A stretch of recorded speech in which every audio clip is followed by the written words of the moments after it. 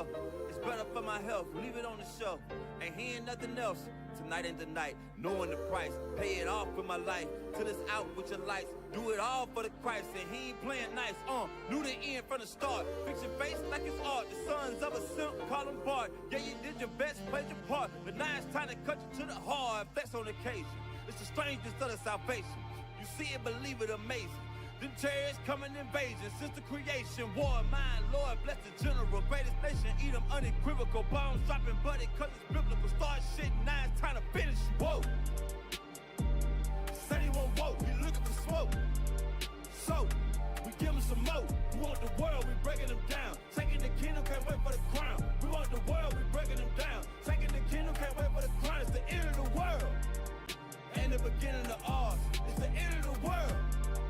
Ain't the beginning of ours. It's the end of the world. Ain't the beginning of ours.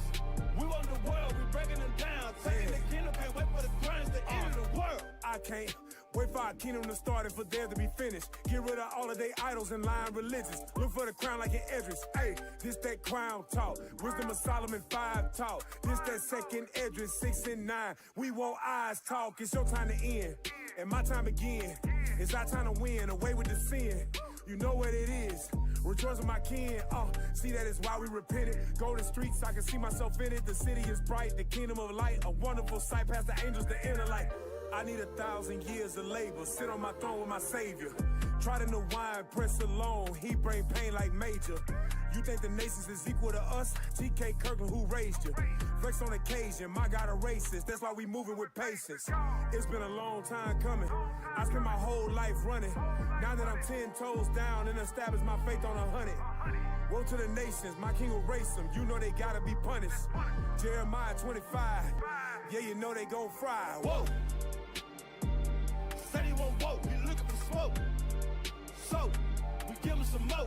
We want the world, we breaking them down. Taking the kingdom, can't wait for the crown. We want the world, we breaking them down. Taking the kingdom, can't wait for the crown. It's the end of the world. Ain't the beginning of ours. It's the end of the world. Ain't the beginning of ours. It's the end of the world. Ain't the beginning of ours. We want the world, we breaking them down. Taking the kingdom, can't wait for the crown. It's the end of the world. Yeah. Ooh. Nice and loud. We like it. Damn. You know what I'm saying? The audio is. See how they do us? Yeah. We all the way up. It's always something. Now it's down. Now we all the There way you go. down. There you go. All praises. Shalom, shalom, shalom. Most high in Christ. Bless. Hey, y'all. Shalom, family. Most high in Christ. Bless. Lord willing. Y'all had a great weekend and an excellent Sabbath. We are the Nehemiah squad. We're going to reintroduce ourselves. I am Captain Zakai. Hey. It's Officer Shim. Officer Judah. All right. All praises. Hey, throw that thumbnail up there, man. Throw that thumbnail up there. All right. So today's show, Trump versus NATO. And the not so epic fury operation. Right.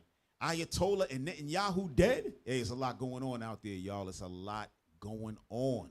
All right. It seemed like every week this war keep taking like different turns. New things is happening. It ain't like back in the days. Remember, they used to have wars that just kept going on. There was nothing happening. Yeah. Now, it's so much technology and so much, it's a lot to talk about, y'all.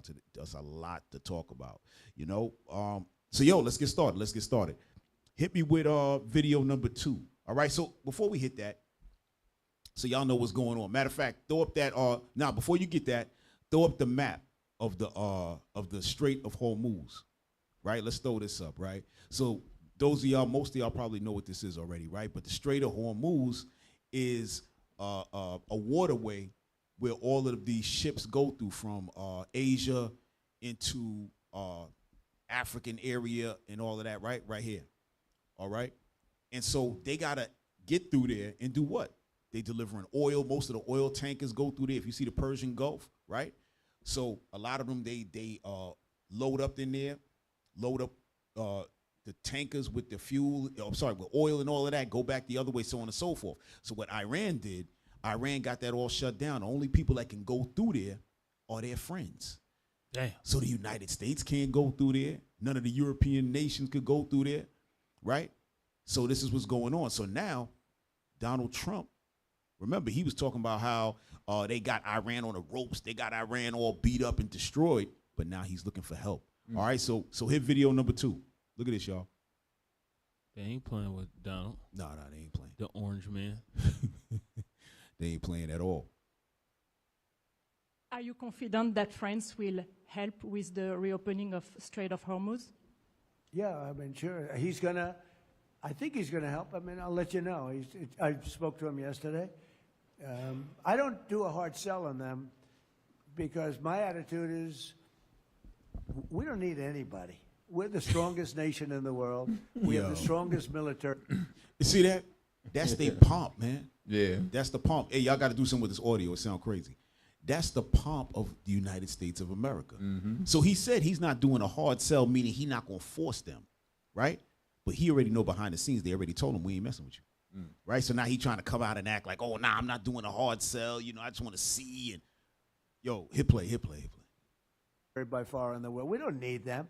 But it's interesting. I'm almost doing it in some cases, not because we need them, but because I want to find out how they react. Because I've been saying for years that if we ever did need them, they won't be there. Not all of them, but they won't be there. I was very surprised with the United Kingdom, because the United Kingdom, 2 weeks ago, I said, why don't you send some ships over? And he really didn't want to do it. I said, you don't want to do it. We've been with you. You're our oldest ally. And we spend a lot of money on, NATO and all of these things to protect you. Hit pause. I mean, So he said that he went to the UK and they didn't want to send no ships through the strait to try to help open it back up for the European countries. You know why? Because Iran is hitting everybody who deal with America. They don't care what country you are. Oh, yeah? You helping? Where your base at? Boom, we hitting you. And now people, they taking Iran real serious. Right. They taking them real serious. So now he said, yeah, I'm surprised you our oldest ally. Yeah, they said, man, old nothing. Yeah. You know what I'm saying? Because you've been telling all lies, so we ain't no ally. You know what I mean? Yeah, they like, we ain't doing this with you. No. Right. Nah, Hey, man. I You know don't know back what in the the hell day, you doing. I Go had ahead. I had a little crew we ran with, right? And this new guy comes in, one of my cousin's friends or what, he come in from out of town. And he not really tough like that. Right. But he seen that how we was, so we took him out one night and he just calling out everybody. Like he's just real big and bad. And we don't want to whoop your cousin. You know what I'm saying? But you got to talk to your cousin, right?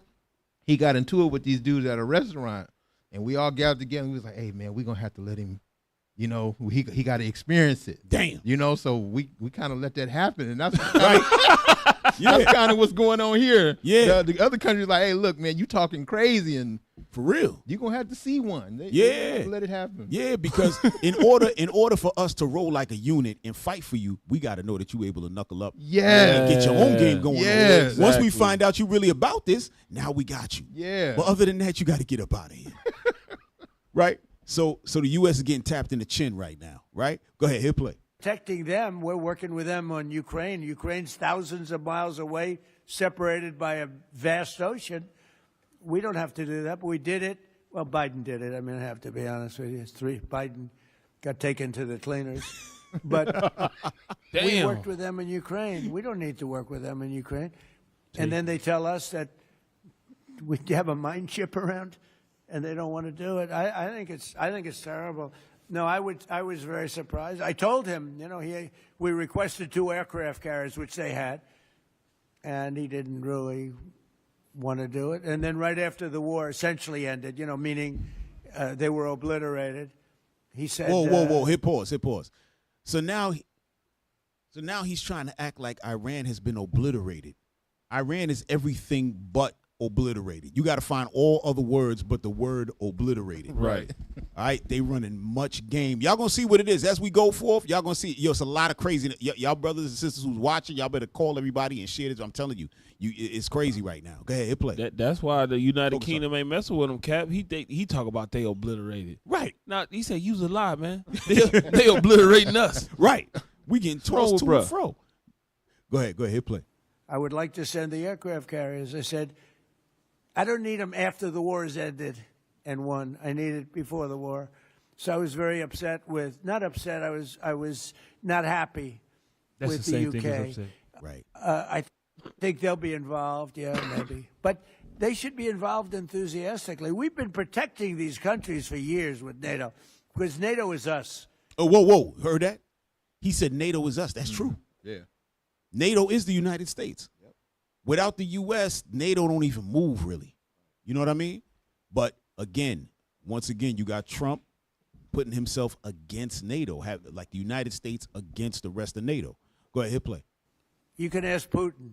Putin fears us. Damn. He doesn't fear. He has no fear of Europe whatsoever. He fears the United States of America and the military that was built by me in the first term. Support journalism. More lies. Yo, that man is crazy. More lies. Yo, the man said he built the military. You have to love Donald Trump, man. Right. More lies. This guy's a comedian, bro. He Putin ain't scared of that. Ain't scared of you. He never been in no fight like that. Nah. He built a military. Hell no.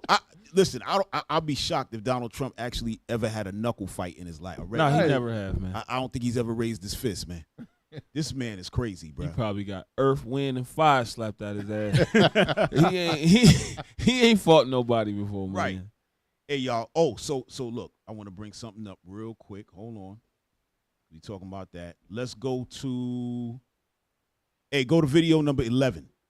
Go to number 11. All right. This guy right here always got some good stuff. He's hilarious. All right, video number 11. So we still on the topic of Donald Trump looking for people to help, right? So watch this. Go ahead, hit play. Y'all, hope everybody out there is having an awesome day. I have a bunch of war updates for you. Needless to say, this is humiliating. It's humiliating. It's embarrassing. It's pathetic. I don't have enough negative descriptors to really, truly get it across to you how terrible this has been. But basically, we have the most evil regime we've ever seen, and they also happen to be at the same time the most incompetent regime you've ever seen. Okay, so we're going to get into all of it. Trump is effectively begging for help as Iran pummels the axis of Epstein, and missiles continue. He said the axis of Epstein. Let me tell you something. Epstein is alive, bro. This man is involved, and he's been dead for how long? But he's so-called dead for how long? And he's involved in everything. But he's right. Because that Epstein mentality and everything that he put in, that's why this is happening. Why is he calling it the axis of Epstein? Because Epstein has a lot of evidence or blackmailable things against a lot of these people. Right? And what Epstein's down with Israel. So whenever they're ready to say, hey, listen, push the button on Iran, do it, they got to do it because they don't want to deal with the pictures, the video. Right. You know what I mean? That's why he's saying that. But hit play. You to pound Tel Aviv day after day. We have the MAGA goons are completely falling apart as they desperately try to defend Trump's war. We have the Netanyahu question, y'all. We're going to get into that. Is Netanyahu dead or alive? There's a huge hit pause. We're going to jump on that a little bit later, y'all. All right? Go ahead. Hit play. Raging debate on social media over this. We'll also get to Tucker Carlson is saying that he caught the CIA spying on him and that Trump is likely to charge him with crimes. Stop and think about that. A guy who was, an ally to the president 7 seconds ago, and it looks like they may be targeting him for crimes. And then later on, we have micro penis allegations against... What? They wilding. Go ahead, play. Y'all don't worry about it. One of the large MAGA TV this hosts. is just his opening thing, but I wanted, past that opening, he getting ready to say something in a little while. Go ahead, play. And we also have, this is truly a nightmare scenario where we have China completely surrounding Taiwan, North Korea firing missiles, and World War III fears erupting. Okay? So it's all happening at once, bro. I always butcher this quote, but there's something... hit pause for a second, and this is what I remember Deacon Malachi was bringing this out, right? United States is going so crazy that now China's going to feel like they could do whatever they want with Taiwan. Why would they not? Because United States is do what? They ran down Gaza. They hitting Iran. They doing whatever they want. Running down on Greenland. Running down on Cuba. Running down on Venezuela. Yo, it's a lot going on. Running down on Nigeria. They don't give a damn. So how they going to tell somebody don't run down on something? Right. But that's what he's saying. But hit play. Like, over the course of years, days happen, but then over the course of days, years happen. I know I'm butchering that, but you get the point. Like, you can go through long stretches where nothing happens and then short stretches that, like, totally rework the global order And that's basically what we're going through right now. So you guys know the deal, man. Everybody please do me a big favor. Subscribe to the channel and click that bell icon. That helps the channel out a lot. You can also support the show on Patreon. That link is below if you're so inclined. You can also sign up for Crystal Kyle and Friends on Substack. Again, that link is below as well. Remember, guys, this is real independent media, so I've never done an ad read. I've never talked to an advertiser. I've never taken money from a PAC or a government or a billionaire or anything like that. I'm very proud of that fact. You guys have made that possible with your $2 a month donations, $5 a month donations. So thank you again for all of you who do support the show. And of course, everybody go sign up for Corn's World or go subscribe to Corn's World. Hit pause. Hey, sorry about that, y'all. Right? We got to listen to all of this because guess what? I didn't have the minute marker. Hit play. Live Kyle and Corn episodes every Monday night. All right, guys, let's go ahead and jump right in. So let me start with this. We're already at the point where the illegal and offensive war on Iran, waged by the axis of Epstein, the Israel and U.S., the cost has surpassed $20 billion. Yo. Damn. So, are you serious right now? Damn. $20 billion for what? What are you getting? What is the United States and them getting out of this? We're going to find out. They trying to get something out of this. That's a big investment, $20 billion. You're going to find out where all this money coming from, where it's going. It's some amazing stuff, but go ahead, hit play. So the official number, and this was, a little while ago that this was posted, so it's probably up way more now, right? But we're probably at like $23 billion already blown on this illegal and offensive war. Just to put that in perspective for you, that is free school breakfast and free school lunch for every kid in America for an entire school year. Mm-hmm. That we instead decided to use blowing up elementary schools in Iran and bombing oil refineries, which then poisoned a city of 10 million people. So we decided to terrorize the world as opposed to feed our own kids. Right. Draw your own conclusions based off of that as to what kind of a country we are, okay? Then we have this. So there's a bunch of reporting that's coming out from the New York Times. They are saying that Netanyahu defied Trump in striking the Iranian oil, that Trump allegedly warned against targeting Iran's oil, and Netanyahu did it anyway because it would trigger chaos in Tehran. So as I told you, Right. So they didn't want to hit the oil refineries and all of that because then Iran would hit their oil refineries or their oil deposits, right? But Israel has something else planned. They trying to make Iran go into like a dark zone to where the people will start to have chaos in their own country against their own leaders, right? Oh no, stop the war. That's what he's hoping for, right? Let's drop this for a second. I know there's something else I want out of there. Hit play again. There's something else I want out of there. Bring it back. How y'all drop it that quick? Go ahead. We know that the Israeli goal is not actually just regime change in Iran. They want Iran to Right, go ahead. to be a failed state. They want it to be like Libya. They want like warlords dividing up the country and ruling over different portions of it. They want open slave markets. They just want to make it so Iran is no longer a regional player that can threaten their dominance and their hegemony. Right. That's the point. And Israel's goal is let's become a regional superpower first, and then in the long run, let's become a global superpower. Right. Okay? Hit pause. And the reason, and this is crazy, right? You might think, how is Israel going to become a global superpower? But what's happening, like we told y'all last week, Israel is trying to stretch themselves and take over all of these Arab countries. That's what they want. They want to take over the Middle East. Then I heard that in South America, they're trying to get Argentina and all of that area down there. They're really trying to stretch. This is a whole other, Esau really going for it right now. Right. They 100% going for it. You know, based on what he said, jump to minute 16.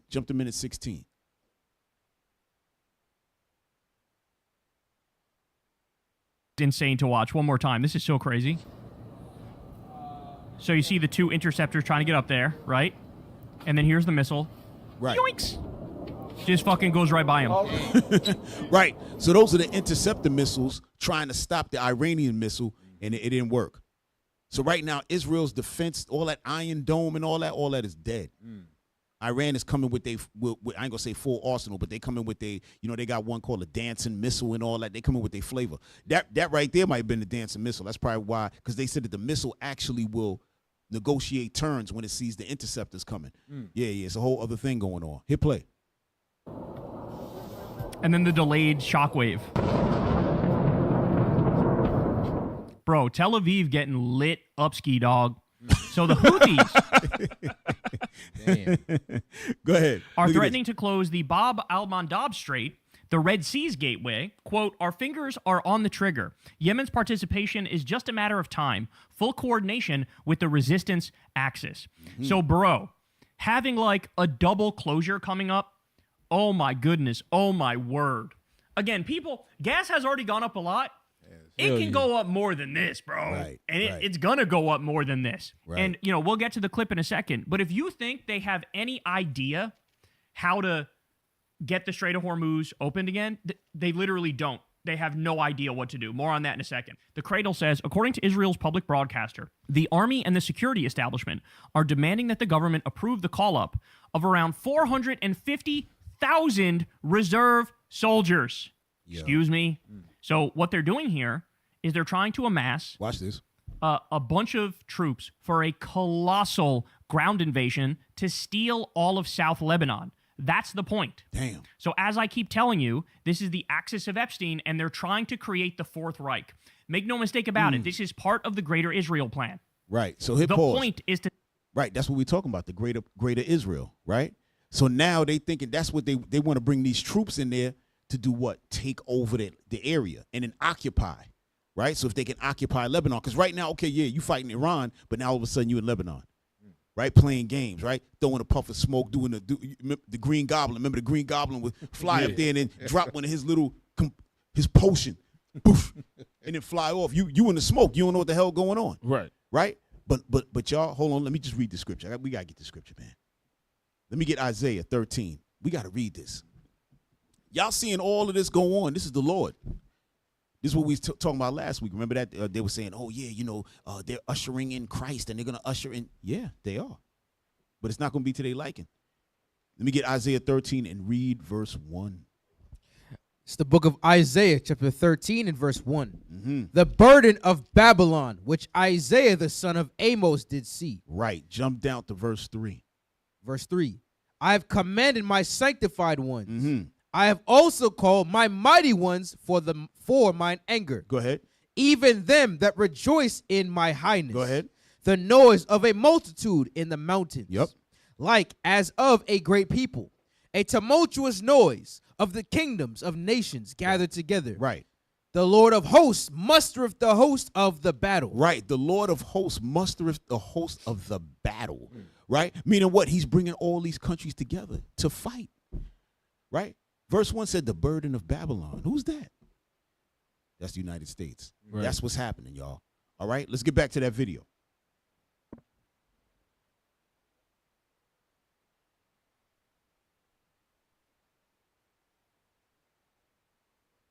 steal the territory. The point is to annihilate anybody in the way. Right. Women, children, doesn't matter. They've already displaced like 700,000 people in Lebanon. Damn. And this is barely being talked about. This is barely being discussed. You heard that, y'all? So- So now they've already displaced 700,000 people in Lebanon. We're not even knowing about this part. Right? So this is what's happening all across Israel and America is really just losing their damn minds. All right? Hey, listen, we're going to drop this video. All right? Let's get to number 5, right? Because now you have the Iranian foreign minister, right? He's coming out and talking now. Now we're going to hear from Iran's own mouth what's going on. All right? That's really what you want. Because it seemed like Iran, they just doing stuff. You don't know exactly what's going on. They sent the foreign minister out to have like a press day. So he was out all day talking to media, letting them know what's going on, right? So y'all can just start the video from the beginning. We're going to go to about 2:40. Turn now to the Foreign Minister of Iran, Abbas Araghchi. A good evening to you, sir. Well, good evening to you. Thank you for having me for the second time. Yes, and they are extraordinary times. Minister, President Trump said this weekend he is not ready to make a deal with Iran because the terms aren't good enough yet. His administration is saying this war could last another 3.5 weeks or so. Has Iran asked for a ceasefire? No, we never asked for a ceasefire, and we have never asked even for negotiation. We are ready to defend ourselves as long as it takes. Damn. And this is what we have done so far, and we continue to do that until President Trump comes to the point that this is an illegal war with no victory, and there are people being killed only because President Trump wants to have fun. This is what he has said. Yo, Have fun. right. So, yeah, right. So she's asking him, "Are y'all negotiating for a ceasefire?" He said, "Nah, we ain't worried about no ceasefire. We about to throw these bows." You know what I mean? And he's saying Trump is what? He's having fun, right? What he means is that he said it already. It's an illegal war. It's illegal. They're not supposed to be doing this. They sat down to negotiate. They went against that, and that's what he's talking about. All right, hit play, y'all. Fun? We are not. Yes, this is what he said, that they are sinking, ships and targeting different places because it is fun. And the Secretary of War has said that there is no mercy. And this is actually a war crime. Even saying that is a war crime. So this is a war. This is a war of choice by President Trump and the United States, and we are going to continue our self-defense. Well, that may be your position. Where we at on that, sir, y'all? You had 2 minutes? All right, that's cool. Go to 4:55. Watch this. So now they're gonna start talking about the Strait of Hormuz again. All right, and watch what he says about that. is reporting that European diplomats from France and Italy are talking to your government about trying to get safe passage for their ships. Are you open to restarting oil and gas vessels going through there? Well, we are open to countries who want to talk to us about the safe passage of their vessels. You are negotiating with France and Italy? Well, I cannot mention any country in particular. So hold on, y'all. Hold on. So right now, what he's saying is that, remember, we watched the first video. Trump was saying he's trying to get everybody to do what? To get with him and help him get through the Strait of Hormuz, but nobody wants to help out. This guy is saying now, right, the foreign minister is saying that the European nations are contacting him directly to negotiate so they can get through. So he's allowing. He said, all right, cool. If y'all talking with the right language, yeah, we're gonna make it happen for you. So that's where they at with it. Go ahead, hit play. Been approached by a number of countries who wants to have a safe passage for their vessels, and this is up to our military to decide. And they have already decided to let a group of vessels belongs to different countries to pass in a safe and secure. So we provide them security to pass because we have not closed this strait. They are not coming themselves because of the insecurity which is there because of the aggression by the U.S. I want to ask you again about the negotiations. Iran has declared it has 440 kilos or so of nuclear material. Where is that material now? Who has custody of it? Now, is she crazy? Thank you. Anybody who watching is going to be like, wait a minute, how the hell you going to ask him where's that material at? Right. Oh, yeah, I have it right here. I have it right here, Miss Face of the Nation. I have it. Do you like to see it? Like, what are you talking about, lady? Who has it? Go ahead. Yo, I'm telling you, Esau got a lot of, I'm telling you, man, Esau is a proud demon. People, bro. Man, they proud. Nobody Very asks proud, questions bro. like this, man. And it's the woman, too. Right. White woman. Talking about, and where is it? Hit play. Well, we have not declared. This is verified and declared by the agency. That's this right. is not a secret. This is not a secret, The agency have said in his many reports the exact amount of our enriched, nuclear material. Yes. So where is it now? Who has custody of it? She's still going. They are under the rubbles. Our nuclear facilities were attacked, and everything is under the rubbles. Of course, there is the possibility. Hold on, pause. You see how slick my man is? Mm-hmm. He answered beautifully. Yep. He said everything was attacked. It's under the rubble. That thing ain't under no damn rubble, man. They got it, and they got a bomb, too. Yeah. Listen, y'all, the scriptures is very clear and plain. These people right here, the Carmanians, the Persians, the Iranians, whichever name you want to use, they will have the bomb. If they don't have it already, they have it. They have the understanding. They got the brain power, and they will use it 100%. So he's answering her dumb just the same way she's asking the question dumb. Where's the materials? It's underneath the ground, buried, miss. Meanwhile, back at the ranch, my man got missiles. They got like 1,000 missiles with that stuff in it, man.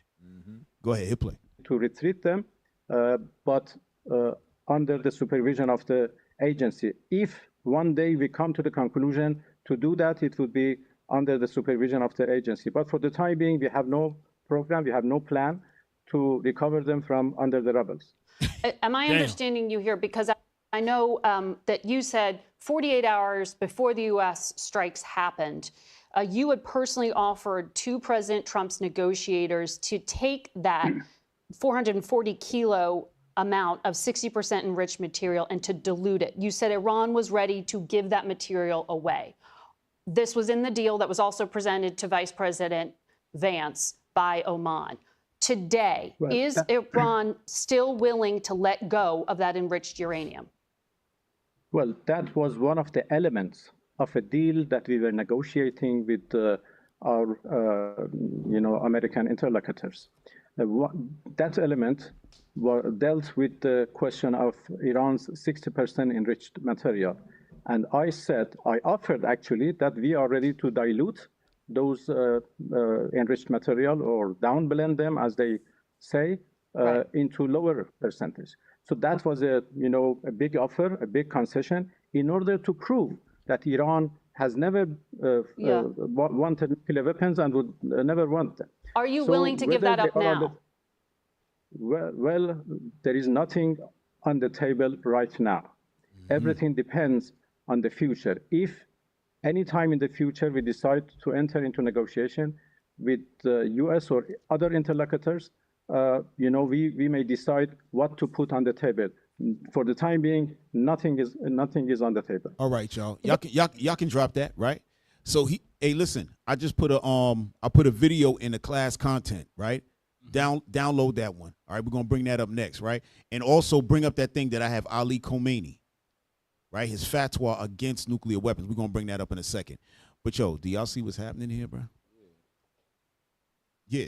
At the end of the day, what you have here is that they want Iran to give it up so bad. And are you willing? He said downgrade it, down dilute it. Right. Yeah. They told her to dilute it. Yeah. Yeah. No, negative. Ain't no diluting nothing. That thing is going into a nuclear warhead. That's it. They have to have it because the Lord said so. But how else you gonna protect yourself in the against Israel? How else you gonna do that? You gotta have that weapon. All right. Hey, bring up that thing with Ali Khomeini. Watch this, y'all. Ishmael know that all of these white people is the same, bro. Of course. Only people that's confused about all white people being the same is blacks and Hispanics. Like, he ain't giving you a damn thing. Right. That's just how it is. Right. Look at this, y'all. Go ahead.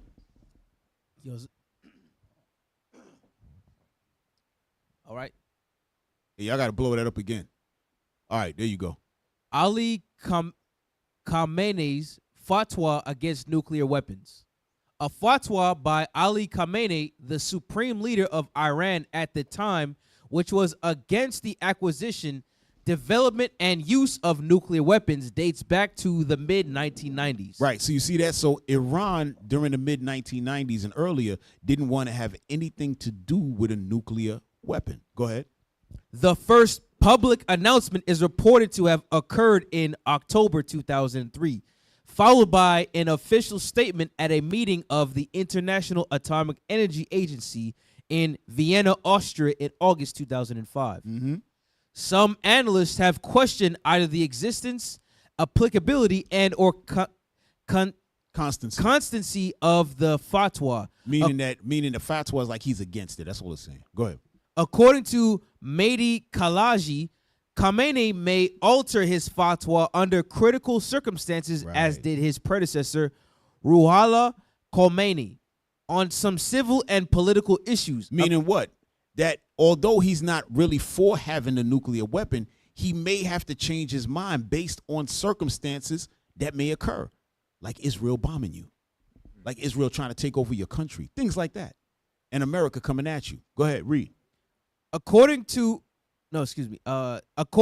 Gareth Porter, writing in Foreign Policy, Iran's aversion to nuclear and chemical weapons is sincere because of the historical episode during its 8-year war with Iraq. And Iran never sought revenge for Iraqi chemical attacks against Iran, which killed 20,000 Iranians and severely injured 100,000 more. According to Kalaji, the fatwa is also considered to be consistent with Islamic tradition. Right. So no, we good there, right? So the point is, we could drop that. The point is that they never were that type of a nation that was looking to have that bomb to do anything with anybody. Right. So what? But things is changing now. So now they got to protect themselves. Just like any other nation, when you're dealing with the United States and all of these European nations, you know you got to have something. That's why Pakistan went and got theirs, right? I believe India might have one, right? But they're on the side of the Americans, right? And so they're not known to be as so-called violent as Ishmael, as the Arabs. Y'all got something? No, I'm just thinking like the pride of America, man. People got to realize that the Lord is dealing and He's moving all the pieces, right? So guess what? The same way he'll allow Satan to give you the information to make the bomb. The same way Ahab was persuaded by a lying spirit and his prophets. Right. And guess what? The Lord is also saying, "Hey, Satan, give Iran a different kind of bomb." You know what I'm saying? And you don't find out until you send your missile over there. You think your stuff is impenetrable, and now you found out Satan and gave them a secret too, and now you wonder why nobody's helping. Damn. You know, because if you knew, it's the pride of your heart. If you knew you was going to win, you would boast yourself. You would continue to push this war. But guess what? The Lord, you don't find out. We've been found out. Right. But you don't find out till you've already done the action. Exactly. Right. You know? Man. Hey, look at this, y'all. Pull up. Hey, go to that last one. This is his son. Now, the man we were just reading about, that was Ali Khamenei, right? He had a fatwa against the nuclear weapons, right? Now we're going to pull up his son. All right? Pull up that thing with his son. All right, we're going to pull up the wiki of his son so the people can see who he is, but then we also going to pull up that statement right underneath there. Y'all got that? Bring it out. Yeah, we asked what they got. We don't hear. Oh, there you go. Right. So this is what's his name? Mojtaba Hosseini Khamenei, right? An Iranian Shia cleric who was named the third supreme leader of Iran in March 2026. So he is the son of the man they just murdered, right? So the man they just murdered, he wasn't really with it. He wasn't with the nuclear weapons, right? But they said what? His mind would have to change based on circumstance, right? So drop that and now go to that statement underneath. Go ahead. Bring that up real quick, y'all. Bring it up. Man, why they got that? What we looking at right now, man, is NATO starting to turn on on America. Yeah. They stopping their money. They stopping their oil from coming through there. That's right. And it's about to go down soon. Thank you. All right, there you go, Cap. You pulled it up. All right. Go ahead, officer. Okay. In political ideology and jurisprudence, he is considered to be among the most hardline of the Iranian principalists and has close ties to some of the most ideologically extremist clerics. According to a report from the Atlantic Council, a pro-NATO think tank, analysts have generally seen him as more open to developing an Iranian nuclear weapons program than his father, opposing his predecessor's fatwa against nuclear weapons. So he said, I don't have no fatwa against nuclear weapons. I embrace them. Yeah. Right. Because what? He's doing the bidding of the Lord. That's what y'all don't understand. He said, bring that on. Yeah. He's doing what the Lord said. Yeah. Right? Go ahead. And he understand that he got to have some protection.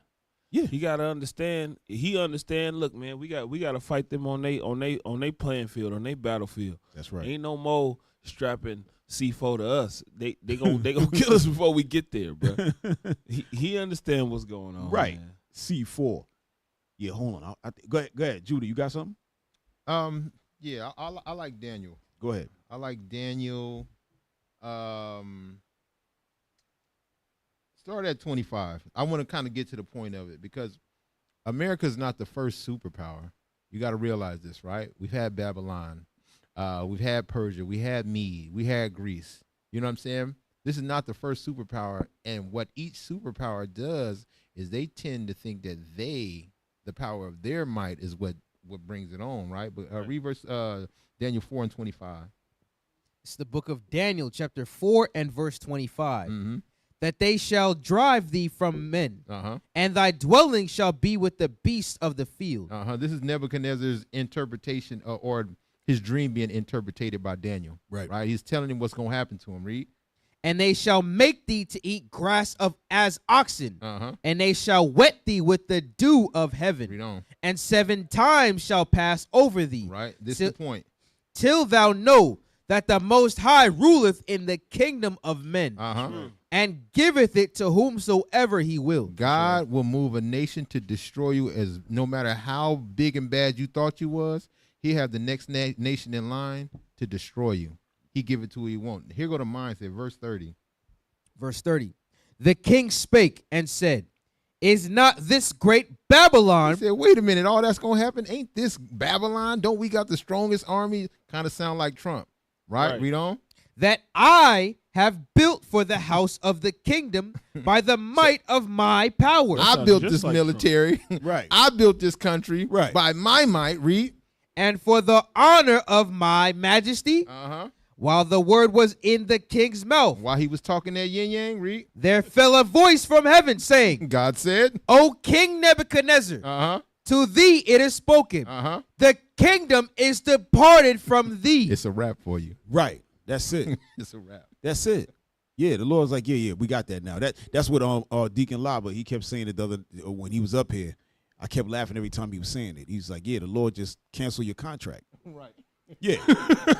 I kept laughing because he was talking about he actually was talking about the prophets. And he was saying once our run is done, right, some of us going to go to jail. He said, yeah, when you in jail, just know that your contract is canceled. Yeah.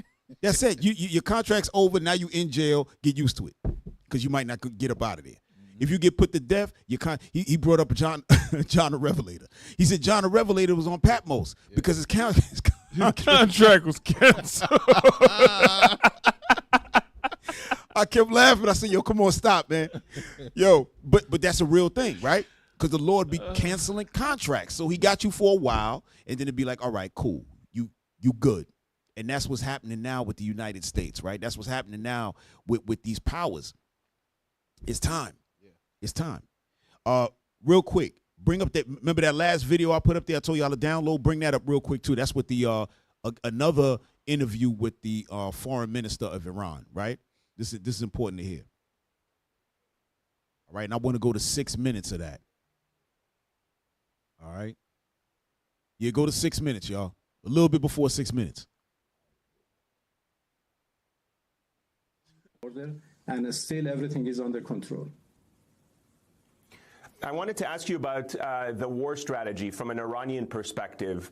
Can you tell us right now, as you know, there has been reporting that both Russia and China are targeting intelligence to Iran to target either U.S. positions, facilities, infrastructure across the region. Hit pause. So now you have this reporter, right? What do you call him, correspondent, whatever, asking the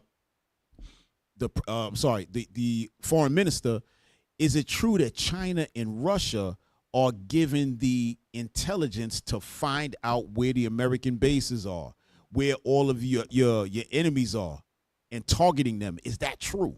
Right? Watch this. Hit play. Can you confirm or deny whether Russia or China is providing military support and intelligence to Iran? Well, Russia and China are our strategic partners. Damn. And we have had close cooperation in the past, which still continues. and that includes military cooperation as well. I'm not going into any details of that. A good cooperation with these two countries, politically, economically, even militarily. Wow. Hit pause. So he's saying China and Russia are helping them strategically, militarily, economically, all of that. So what is that telling you? That America's in war against China. They're in war against Russia. See, they've been fighting Russia for a long time, but it's been proxy wars, just like now. They've been fighting Russia through NATO. They fighting Russia in Africa through all the different little groups they got down there, right? But they hiding it. It's not like, okay, just us one-on-one, right? They got their guys in front of them doing it. So that's what's happening here again, all right? Go ahead, hit play, y'all. Say once again that this is not our war. This is an imposed war against us.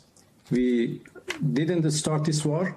It was an unprovoked, unwarranted, illegal act of aggression against us, and we are only defending ourselves, and we continue to defend ourselves as much as it takes, and as long as it takes, in order to end this war in a way that it won't be repeated in the future. Yo, you heard that? They trying to put the fear of God in anybody who run down. Right. They said to make sure that this is never repeated again. Because what's happening, and you're gonna see. Matter of fact, we're gonna keep playing this, and then I'm a comment. Watch what he about to say. Go ahead. As you probably saw, the United Nations this week, UN Security Council passed a resolution condemning your attacks on your Arab neighbors. It received 130 co-sponsors, which is a very significant number. Your close allies. So now they're trying to say that he's being condemned from countries saying that he's hitting all his Arab neighbors. Listen close. You just said are providing you support. Russia and China, they didn't veto that. They abstained from it, but they didn't veto it and allowed the resolution to pass. Do you think the global community has spoken clearly about the way Iran has conducted this war on its Arab neighbors with condemnation and calling on it to stop? The Security Council is suffering from the lack of justice in its decisions and resolutions it makes. You know, how is it possible that the Security Council condemned us for defending ourselves, and is not condemning the United States and Israel who started this aggression? So if they want to have a just, full decision or resolution which can work, they should consider all aspects of any event. You know, we are under attack. It was the United States and Israel who started this war. They deserve to be condemned, not us. What we are doing is, and this is why that, you know, so many countries have become hopeless about the role of the Security Council, including the United States, who has decided to go for.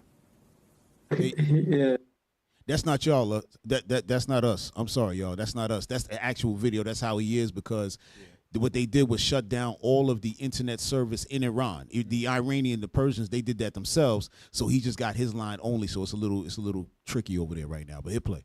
Its own board of people, even for the United States, the council votes, politically and based on the interest of certain countries, and not based on realities, based on justice. You do acknowledge, though, that Iran is targeting civilian targets across the Gulf countries, right? Because, I've spoken to officials across the region, and many of the targets that have been hit are clearly civilian buildings. Why is Iran targeting civilian buildings and airports and commercial ports in Gulf countries that made clear they are not involved in these attacks against your country? Oh, hit pause. So Now, the other Arab nations who are not in don't have any problems with Iran at all, but their problem is that they're allies of the United States, right? So they got bases in those countries. So a lot of those bases are what? They're in residential neighborhoods. They're in different places. Iran don't give a damn where they at. Right. They don't give a damn where they at. Their point is, if you rolling with these guys, we're gonna hit the base in wherever they at, right? So that's what he's saying. Go ahead, hit play. No, it is clear that we are attacked from, unfortunately, their territories. Hit pause. Y'all heard that? So America is hitting them from those same bases in those Arab nations. So those Arab nations who's housing the U.S. military bases, they're launching from there. So they saying, hey, why you letting them launch from there then? Yeah. So we got to hit it, right? But now, guess what? What you see what this guy's trying to do? He's trying to make it look like Iran is hitting kids and trying to blow up school. That ain't what's going on. Right. Hit play. Bases and American military installations in the territory of the Persian Gulf countries, and this is very unfortunate. What we are doing as an act of self-defense is to targeting American bases, American installations, American assets, and American interests, which are unfortunately located in the territory of our neighbors. Just as an example, 2 days ago, the United States attacked one of our, banks. They are doing, they are. What the hell? Hit pause. What a bank got to do with it? Right. But they hoping probably they got gold deposits there. They probably know what's there. Right. So they hitting those banks. They trying to. This is the United States. They going all out. But you don't hear about stuff like that. You don't hear that, right? Listen. Drop this video. Bring up number 7, right? So now in this next video, you're gonna see that there's a leader from one of the Arab Emirates, and he's complaining about what Iran is doing. But watch, you're gonna see what the complaint is, right? And this is what it is, y'all. It's these Arab Emirates, but again, like the scriptures say, they're gonna remember their nature. Mm-hmm. It's like we were saying in the last show when I forgot what country it was, and then they remembered that they were like, yeah, but Saudi Arabia. They was like, the United States, they just left us here. They're not even defending us, right? But this is what's going on. But watch this. Hit play. Number 7, y'all. Y'all can start it from the beginning, and then we're going to jump. Victoria Gatenby is in Doha. Victoria, you're monitoring developments across the Gulf country, which continues to come under Iranian fire, whether it's from missiles or drones on a daily basis. What are you seeing? Yeah, well, GCC countries are continuing to call for... Hit pause. GCC countries. Let's deal with that first. Hey, y'all. Number 8. I got a list of the GCC countries. Just bring that up because nobody ain't gonna know what that is. Not too many people. I didn't know what it was. I said GCC countries. I mean, I took a guess at it, but we need to see that thing so everybody can be clear with what's going on. Number 8. All right, bring up number 8. It's gonna be a list of the GCC countries. That's what they're saying that are getting bombed and they're complaining, so-called, right? Or other people are complaining for them, right? All right. There you go. The Gulf, go back, stay right there. The Gulf Cooperation Council, GCC, is a political and economic union of 6 Arab states bordering the Persian Gulf. Right. Bahrain, Kuwait, Oman, Qatar, Saudi Arabia, and the United Arab Emirates. Right. All of them are what? United States allies. All right. We could drop that and go back to the video. All right. Just so now we all clear with those countries that are part of the GCC. All right. Hit play. De-escalation and dialogue. They say that this is not their war to fight, that they are adopting a defensive posture, not an offensive one with Iran. So we heard in the press conference earlier by the Qatar Foreign Ministry spokesman that they want de-escalation. They want these attacks on Qatar to stop immediately. They call them outrageous. They call them a betrayal. He said that there could be no negotiation, no consideration about what Iran wanted to talk about until the attacks on Qatar and the GCC stopped. Having said that, just an hour ago, a couple of hours after that press conference was held, we heard yet again 2 missile attacks being intercepted. The Ministry of Defence have confirmed that all the missiles were intercepted, but it's interesting timing given that that press conference happened a couple of hours ago.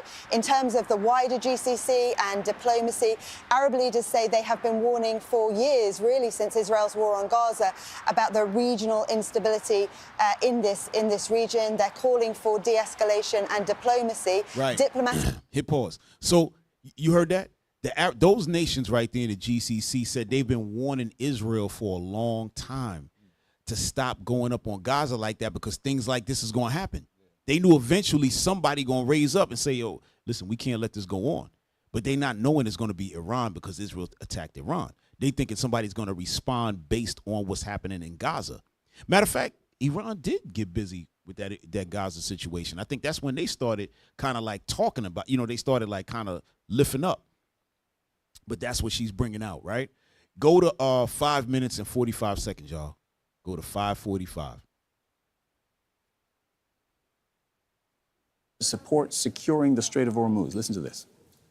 The Americans are asking other countries to come and help them so that the Strait of Hormuz remains open, which of course, from our perspective, it is open. It is only closed to our enemies, to those who carried out unjust aggression against our country and to their allies. The denial of attacking civilian targets. Let me make it very clear. Since the Iranian attacks have started on Qatar, the threats... Hold on, y'all. So this is the counterpart. This is Qatar's counterpart, foreign minister, right? He has the same position as the other guy in Iran that we were watching, right? Abbas. He's just the counterpart. So he's saying that they're denying hitting civilian targets, all right? So just go ahead, hit play. Attacks on civilian targets have not stopped, including last Saturday when a missile with the trajectory towards the residential area was intercepted and threats came out of unofficial media outlets of Iranians claiming specific companies and specific geographies that will be attacked in residential areas and commercial areas in Qatar.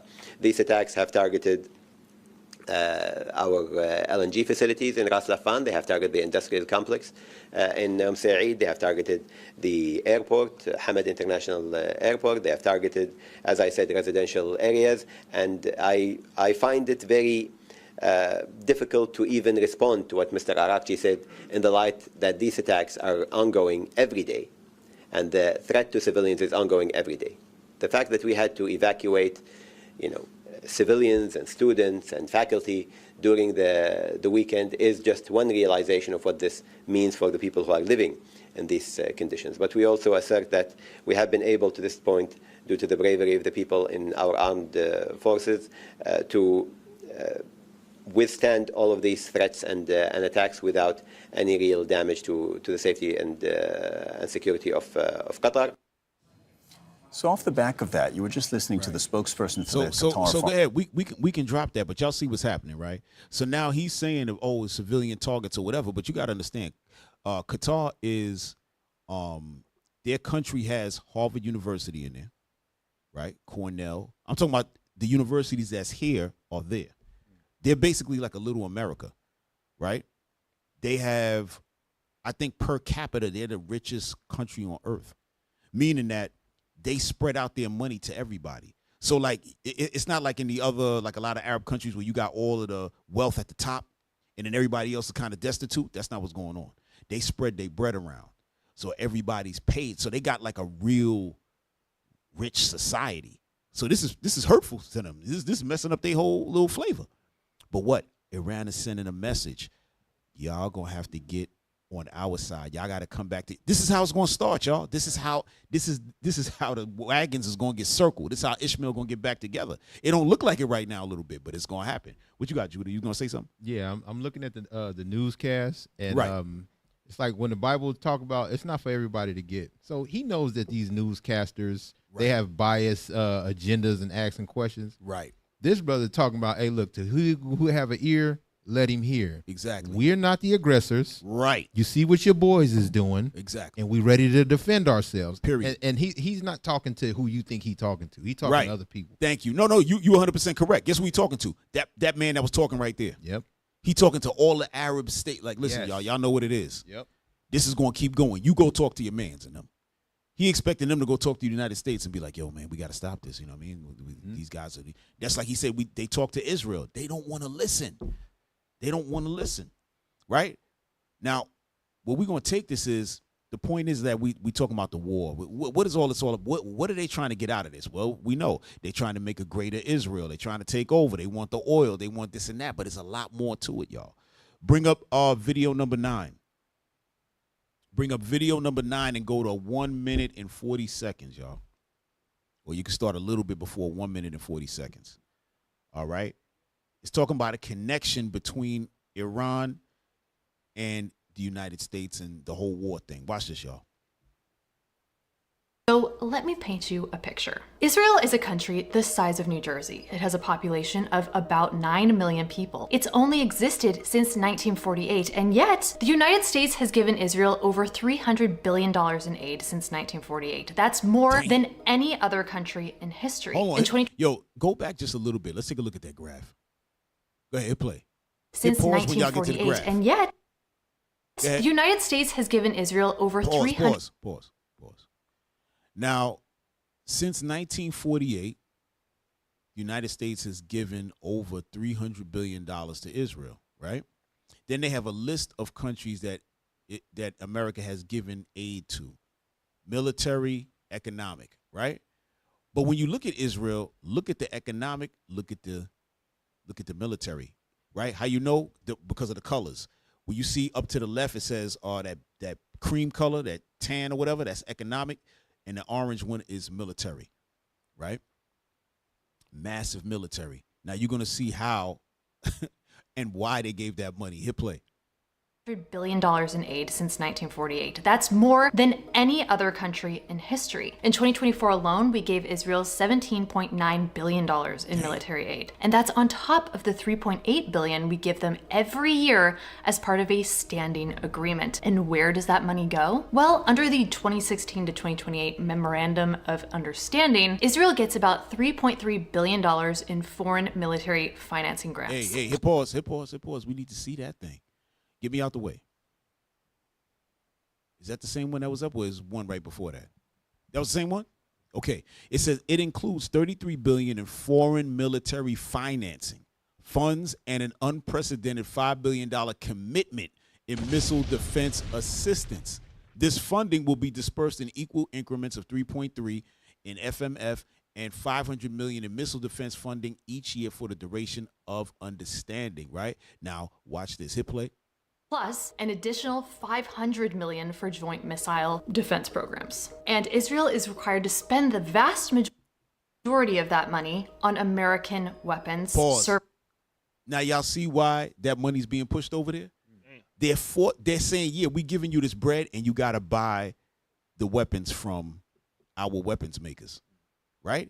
So essentially what they're doing is it's like a Ponzi. It's like a it's like a 3-card Marley. They playing games. So instead of just giving them the weaponry, they giving them money, and then they coming back and spending so-called money on weapons, and then they send them the weapons. But in reality, they're really just giving them the weapons. But and what? Those companies are making money, right? So look at this. Israel will spend more. I'm just reading the blue part. Israel will spend more funding, as much as $1.2 billion per year, on advanced military capabilities that only the United States can provide. Yo, this is beautiful, man. This is madness. Hit play, y'all. Hit play. Services and equipment. You know, Lockheed Martin, Raytheon, Boeing, Northrop Grumman. So that $3.8 billion in annual military aid, well, it's essentially a subsidy to the military-industrial complex, funneled through Israel. But get this, Israel also has universal health care, heavily subsidized university education, hit pause. Go back a little bit. Industrial complex, funneled through Israel. But get this, Israel also has universal health care. Stop. Hit pause right there. Don't move. So now, y'all, Israel has universal health care. With all that money they're getting over there, nobody has to pay for insurance. Nobody got to pay for medical care, dental, and all of that. No. The United States pays for all of that. Hey, read that thing right there, y'all. The one that's highlighted. All of Israel's 9 public universities and some of their colleges are subsidized by the government. And students pay only a small part of the actual cost of tuition. Go ahead. Students who have completed military service are entitled to a 90% discount on their first year tuition fees. And the only reason they're able to do that is because all of the money that United States is giving them, right? But over here, we don't have any universal health care. We ain't got jet. We got to pay for school over here. We get loans, right? And everybody got to pay them loans back, and it's killing people, right? Look at everybody who's a doctor. When you become a doctor, you usually spend up to about $600,000, depending on whatever it is, right? 600 and change. So when you come out now, you start working, you got to pay that bread back, right? You in debt immediately, right? Meanwhile, over there, you become a doctor, you good money. You see what I'm saying? Go ahead, hit play, y'all. Hit play. Fully subsidized university education and extensive social programs. Meanwhile, Americans are drowning in medical debt and student loans. Damn, We're see funding Go ahead. another country's social safety net and their missile defense systems, while we don't even have healthcare or affordable education ourselves. Right. So when we talk about supporting Israel, we're also talking about supporting defense contractors who profit billions from war. Hit pause. And remember, don't forget, remember we did a class and a show a long time ago, a while now. We've been doing a show a little while, that a couple of the defense contractors are actually over child support. That the child support money that y'all think y'all paying to y'all whoever, that money goes to the state, and the state does whatever they got to. They making money off the thing, and then it going back to who? The defense contractors. Y'all didn't know that. They the ones that own it. They the ones that run child support. Y'all thought it was the state. You thought it was the government doing that. No, it's them. They turning that money over, which is called commercial paper. They making money off of that bread every day. Right? So a state will pay into everybody who pays in that state will pay into child support. They take that money, spin it around, get interest off it, take that for themselves, and they take administration fees off of your bread and send it to them. That's what's happening. Man, what a crafty council. Man. To do that to blacks, Hispanics, and Native Americans. Yep. To fund wars that we were not even thinking about that. That's right. That's crazy. That's right. Hit play. Subsidizing a foreign country's healthcare and education while our own people suffer. When Netanyahu addresses the US Congress, he gets more standing ovations than the President of the United States. And in 2024, he got 58. AIPAC, the American Israel Public Affairs Committee, spent over $100 million in the 2024 election cycle alone. They bragged about having a 98% success rate in the candidates that they support. We good, y'all. We good. We could drop that. I just wanted to show y'all that all that money you send into Israel, we send into Israel is doing what? It's funding them in their military, and also they got free health care. Yeah. You can't make this stuff up. And it's never enough. They want Gaza. They want this. They want that. It never ends because they get everything. They get everything. Yeah. You had something, bro? I like Habakkuk 2:2. Yeah, go ahead. Like Habakkuk 2:2. Because like I was explaining earlier, the Lord have y'all making moves and realizing it one step too late. You know, so we read this real quick. Habakkuk chapter 2 and verse 2. Mm-hmm. And the Lord answered me and said, write the vision and make it plain upon tables. The tables is books. According to Isaiah 30:8, we don't got to get it, but the table is this book that we read in the Bible, right? The vision, make it plain upon tables. Read. That he may run that readeth it. Read on. For the vision is yet for appointed time. The vision is for a point in time, meaning you're not going to quite understand it yet. Right. You know what I'm saying? Back in that time, it's not going to make sense. But it said make it plain. It's not even like a great mystery. This vision is going to be so plain, it's going to be evident to see that when it's happening in the earth, you read it, it's going to make sense. So for that appointed time, read. But at the end, it shall speak. At the end, it's going to be clear, read. And not lie. Uh-huh. Though it tarry. Though it don't make sense right now, read. Wait for it. Uh-huh. Because it shall surely come. It's surely going to make sense later, read. Right. It will not tarry. Now jump down to verse 6. Verse 6. Uh-huh. Shall not all these take up a parable against him? Uh-huh. And a taunting proverb against him and say, Mm-hmm. woe to him that increases that which is not his. Oh, that makes so much sense now. You see what I'm saying? You got a nation taking everything from everybody, read. How long? And to him that laddeth himself with thick clay. Read on. Shall they not rise suddenly that shall bite thee? Mm-hmm. And awake that shall vex thee? This is what we see in that. We see in the beginning of this. That's right. Right? Mhm. Read. That's right. And thou shalt be for booties unto them. Everybody gonna rob this place, read. Because thou hast spoiled many nations. Why? Because thou hast spoiled many nations. Because y'all been robbing everybody. Y'all been the Debo of the nation. And now all the nations is like, hey, no more. Right. Read on. All the remnant of the people shall spoil thee. Why? Because of men's blood. Oh, a lot of people been getting killed in them hospitals, in them schools, and they've been killing a lot of innocent people trying to establish their dominance. Read. And for the violence of the land. Yep. And of the city. And of all that dwell therein. Right. So now it makes very clear sense. And God wrote this hundreds and hundreds and hundreds of years ago. Yeah, thousands of years. Right? Hey, state, we're going to go right back to Isaiah 13. Right? We're going to touch something in there right quick. All right? Start at verse 6, and then we're going to jump down to 17. Isaiah chapter 13 and verse 6. Mm-hmm. Howl ye, for the day of the Lord is at hand. Right, it's coming. The day of the Lord is at hand. What's the day of the Lord? That's Armageddon. That's when Christ's showing back up. Go ahead.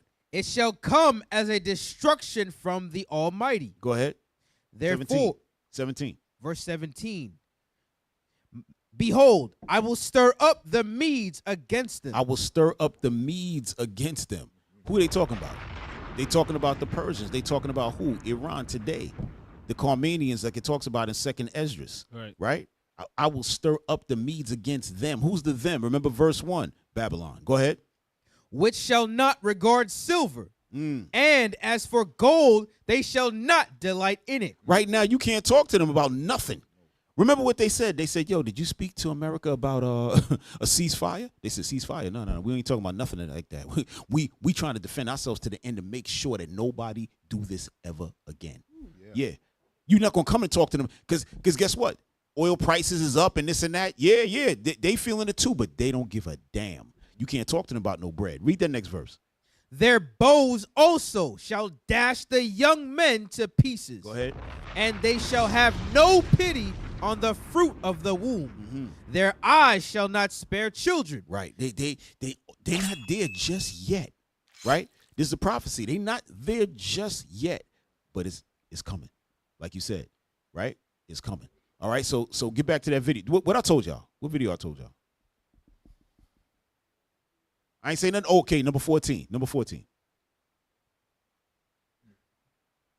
And that's what they talking about. They giving them subtle little messages like we almost there, man. Right. Yeah. Watch this, y'all. Look, that's they bowls. Yeah. That's they bowls right there.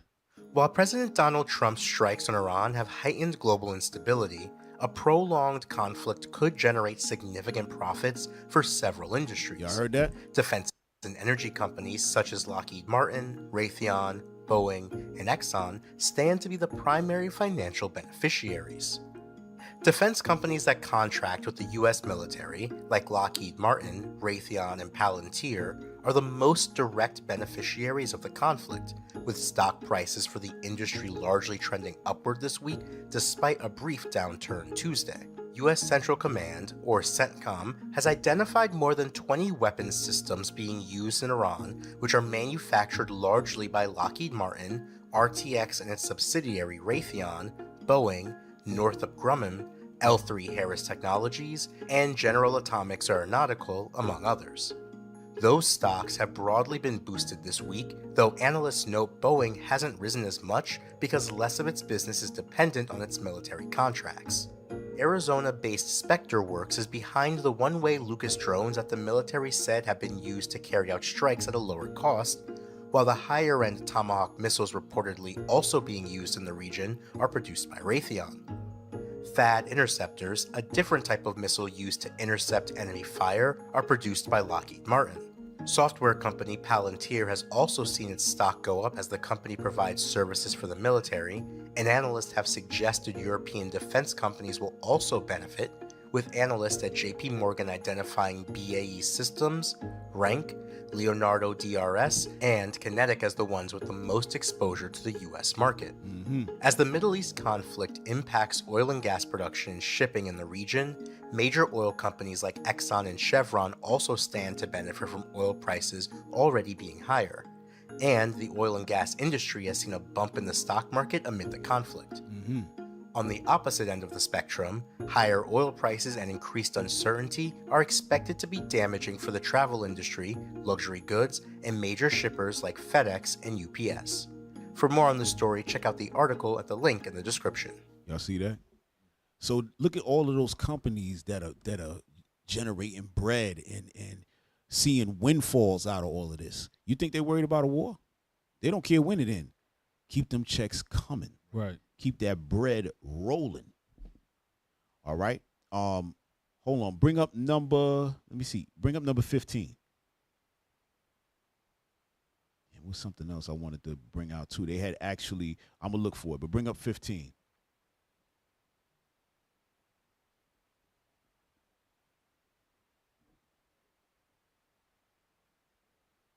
Man, that thing you just sent me, bring that up. Officer Sirach. Look at this, y'all. They was just talking about the company in Arizona called SpecterWorks, right? Watch this. This is what this thing is all about, y'all. At the end of the day, they sending everybody out there to get killed and all of that. And this is what it's all about at the end of the day. Bring this thing up. All right? It's going to talk about SpecterWorks. It's going to give you a couple of little key components to this damn SpecterWorks and who is involved with it. All right? Y'all got that? All right. Go ahead, y'all. It's always some smoke and mirrors going on, you know? Right. And yeah, it'd be hard to see it. You think it's about one thing, but on the other side, it's a whole nother agenda going on, you know? Yeah. Fools sending their kids to get killed for this stuff, and you know, it's crazy. Yeah, it's like that movie Lord of War, right? I don't know if y'all ever seen the Lord of War with Nicolas Cage, right? And Nicolas Cage was selling guns. He was a gun runner, right? But the governments were part of it. So it's looking like he's just running around selling guns all by himself, but they were behind it the whole time.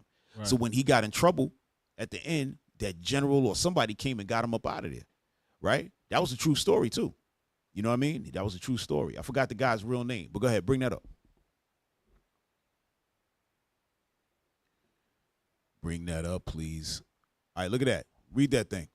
Donald Trump Jr. does not own SpecterWorks directly, but he and his brother Eric Trump have significant ties to the company through their investments and involvement in a major drone industry consolidation effort as of March 2026. So you see that? What are we talking about right now? So that's why it's so important for these companies to get money, because Donald Trump kids is involved in it. Right. Right? This is what it is, y'all. You can't make it up. Well, you can, but nobody would believe it if you did. All right? I don't know if y'all had something.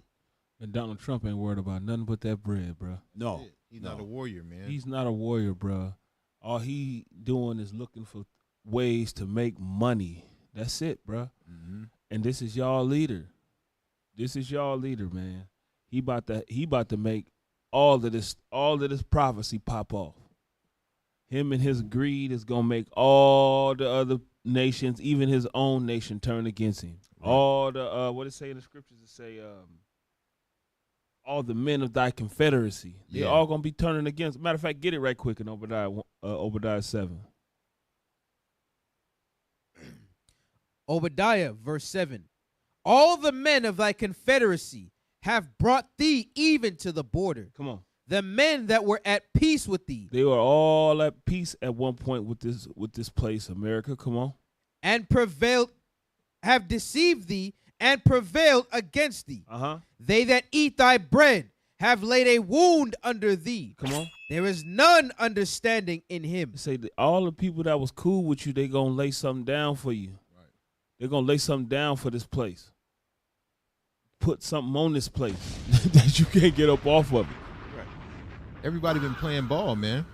You know, and I think of Jeroboam and Rehoboam, right? This nation here is not our nation, but you can learn a little something from it, right? Rehoboam gets utmost power.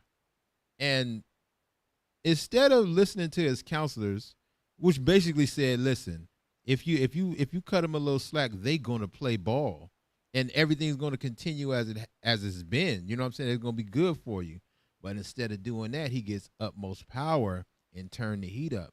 Kind of what Donald Trump doing. So he gets utmost power, and now he just waving it around, bumping this nation, bumping that nation. You know what I'm saying? And now it's making it hard for other nations to play ball. It's like, look, you encroaching over here. You doing this, you doing that. We got to defend ourselves at some point. You know what I'm saying? And he ain't ready to play that type of ball. Exactly, because he's not ready cut from that cloth. He's not ready to play that type of ball. That's why when they shutting stuff down, he want to try to bring in other people, ask for help. Yeah. They're like, bro, I ain't getting into that. Yeah, if you shouldn't have been running your mouth, orange man. Exactly. What you talking so much for? You know you ain't about that life. You know all you know how to do is get money. You don't know how to fight. You don't know how to. You don't have no. Really? No. You don't have the art of war. Right. But you act like you put the hardest military together. You acting like you did this stuff. Go ahead, Judah. My bad. No, I'm just like right. What you saying? He's a very great business guy, but he has control over the world's most powerful military.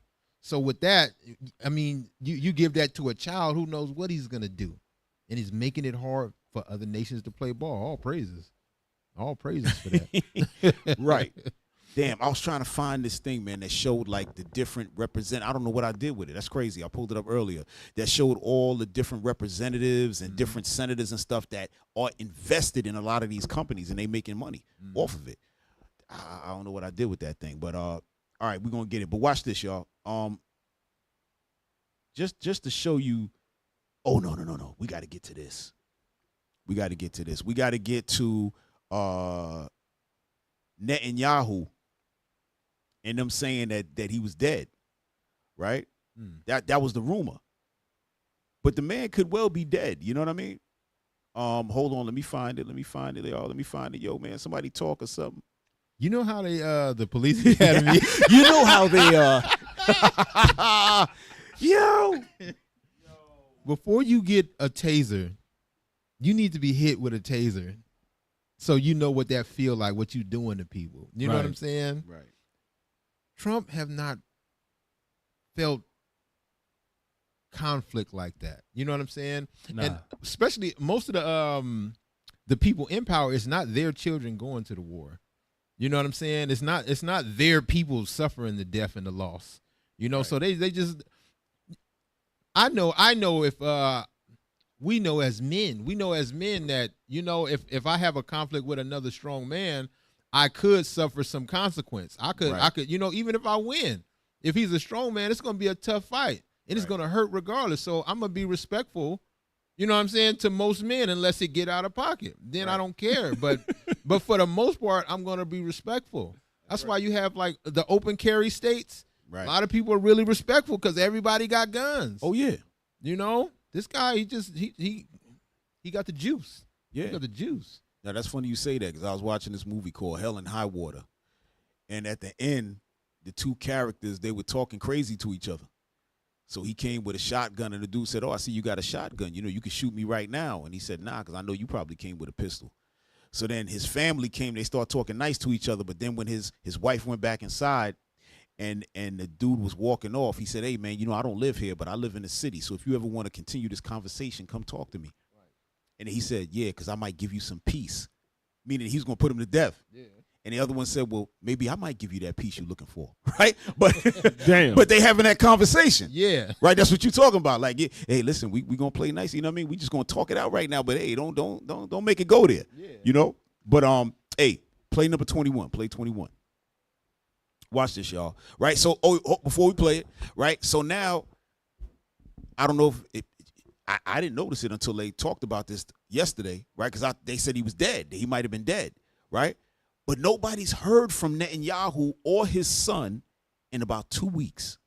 Now, his son, they said, supposedly used to be on Twitter all day long, busting out like 80 things a day on Twitter. He hasn't done anything in the past couple of weeks. Now, maybe they hide him because, you know, they definitely got a target on their head.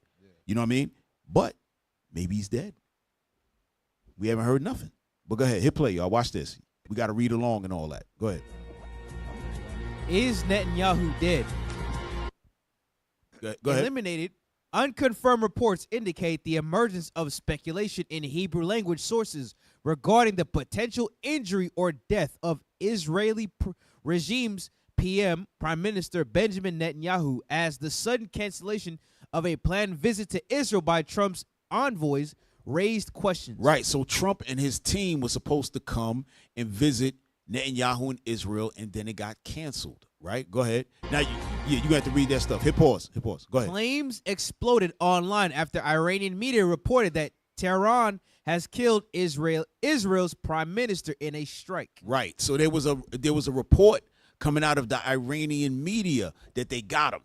Right? Now, here's the thing. How come we ain't hear about that? Right. Why we ain't hear that? Because these people always trying to act like they invincible. Right? Go ahead. Hit play. AI images of the prime minister appearing injured went viral on X. Right. So they put up, so now we know this is fake, right? Because they said he got hit at his crib, right? Now, if he did get hit at the house, the Arabs wouldn't be there, right? Or Iran, they wouldn't be there with him. That's impossible, right? But they just showing you to try to make it look like, okay, we got him. Go ahead, play. Iran's semi-official... Pause. Iran's semi-official Tasnim news agency even reported his home had been bombed. Read the actual news agency. Unverified social media claims alleging that Iran bombed the home of Israeli Prime Minister Benjamin Netanyahu and killed his brother, while wounding National Security Minister Itamar Ben-Gvir, has circulated widely online following comments by former U.S. intelligence officer Scott Ritter. Okay. Right, go ahead. Then the internet noticed something else. Go ahead. Footage from Netanyahu's March 12th press conference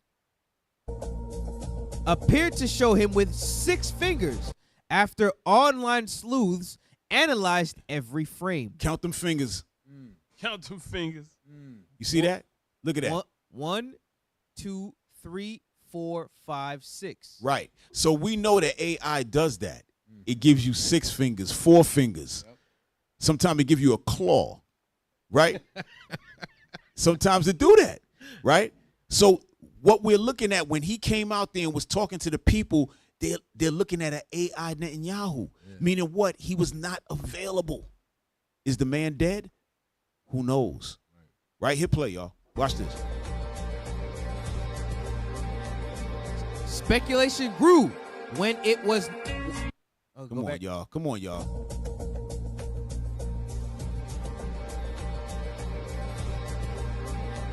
Speculation grew when it was noticed that Netanyahu's son, Yair, usually very active online, had been silent for several days. Then, on March 15th, Netanyahu's X account posted a video of the prime minister in a cafe. So pause. So here it is. It's wartime, right?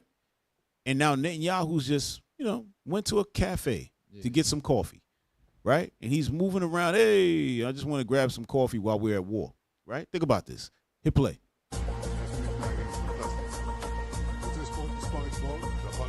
In the clip, he says, "Do you want to count my fingers?" Right, because now once they saw the 6 fingers now, they put it out there. They said, listen, that ain't him. That's AI. So now he's there in the cafe like, hey, guys, you want to count my fingers? Look, it's 5, right? Go ahead, hit play. Look at that. Look at that. Uh-oh. Look at that. Now, look at him holding the cup. Look at the after. Everybody knows that's how AI be messing your hands up. They do that. Yep. Right? Everybody, because look, they got the thumb. That's the thumb on the top right there. Go to the after side. right? That's his thumb on the top, y'all. It's all messed up. He got 4 fingers over there. Before it was 6. See, the top one, that's like his regular, the regular pointer finger. But when you go down here now, it look a little crazy, right? His hands are spread apart. Anybody who played with AI, that's how it looks, right? He'll play. But that didn't stop the internet. Users zoomed in on the video, pointing to details like a shaken coffee cup that never spills. Not only that, after he drank the coffee, there's another clip I got. After he drank the coffee, you know how they put the little design on the top, little cream? After he drank it, it was still there. Everybody know when you drink that thing and go away. It was still there. Beautiful. Hit play. Some claim that the clip was staged or even AI generated. 100%. Go ahead. So despite the photos, the 6 fingers, and the coffee run,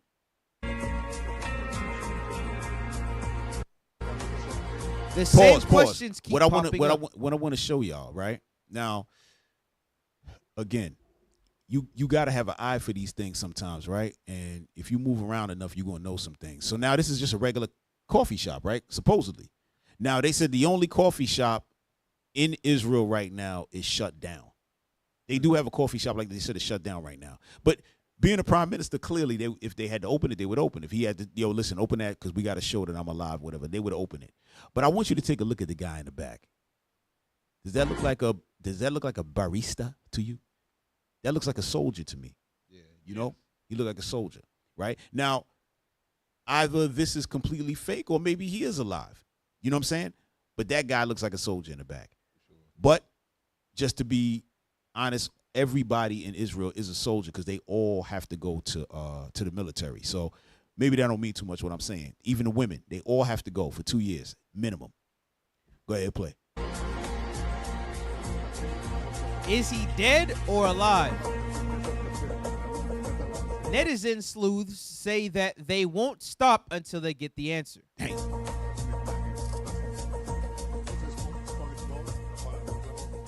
Come on. What we looking at, y'all? Y'all see this? Yeah, that's crazy. This is when the scriptures talk about and knowledge was increased. Yeah. You know what I'm saying? This is what we're dealing with now. Yep. We don't even know what's real and what's fake anymore, man. Yeah. We don't know if a man is alive, dead, nothing. They got much games going on. Mm-hmm. If he is alive, then he's hiding clearly, right? Because he knows they want him. What do you think Iran is doing all this for? They want him, man. Mm. Remember when we went last week and we were talking about how they let go of the black back in the 70s, they let go of the black hostages and the women. And then the United States was like, no, why don't you let all the Americans go? They said, no, we want Shah. We want the Shah of Iran. You got to bring the Shah back here. They said, oh, he's sick. They said, no, we got hospitals here. Oh, but no. We good. Just bring him back and we're going to let everybody go. That's how they are. They going for that man. Yeah. So he went and hid, and he probably got AI popping up. He's probably alive. Who knows? Yeah. He's probably alive in some bunker that's 1,000 feet below. You know what I mean? Go ahead, y'all. They probably scared. Hell yeah, he's scared. Right. Right. Go ahead, y'all. Y'all can come on ahead. Yeah.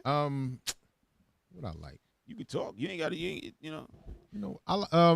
How they say what is it? Isaiah 9. It talks about like most wars are with confused noise. Right. And blood. This one is. It's still confusion going on, yeah. But it's gonna be a nuclear fire at the end. You see how it's playing out, man. Yeah, you can't make it up, bro. Man, you can't make it up. Hey, give me Jeremiah 16, man. See, the thing about it is Netanyahu and the rest of the Edomites, they want to get used to going bunker style, right?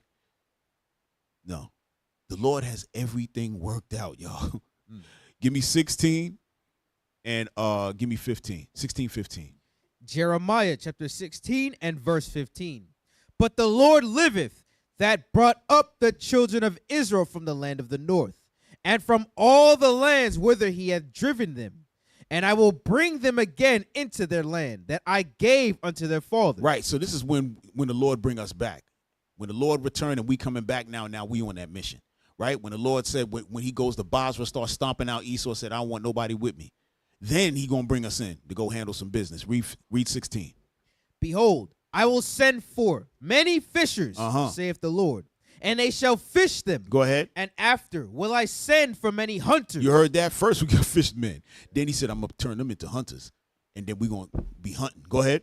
And they shall hunt them from every mountain. Go ahead. And from every hill. Go ahead. Out of the holes of the rock. Right. Out of all of them bunkers and all where y'all at? No. No. When we get full power, we're gonna be just digging with one hand like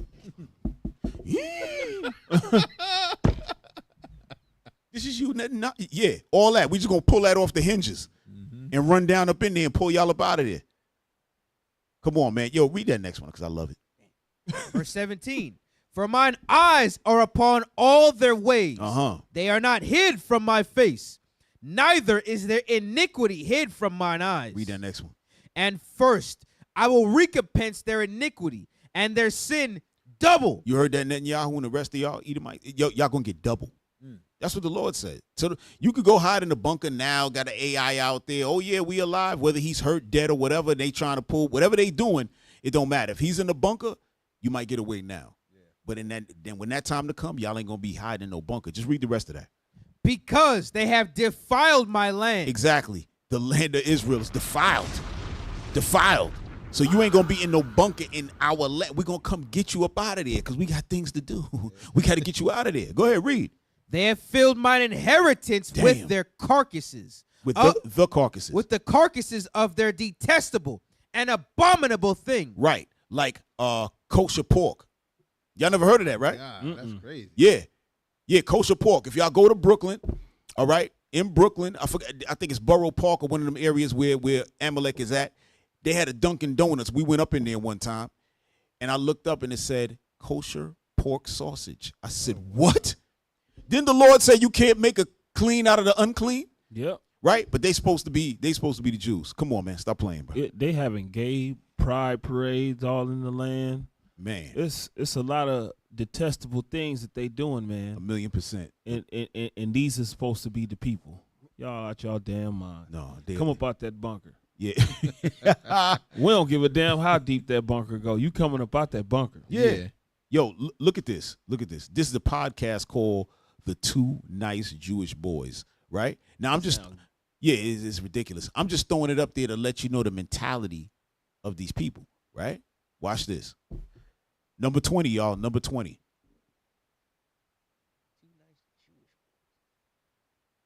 Two nice Jewish boys.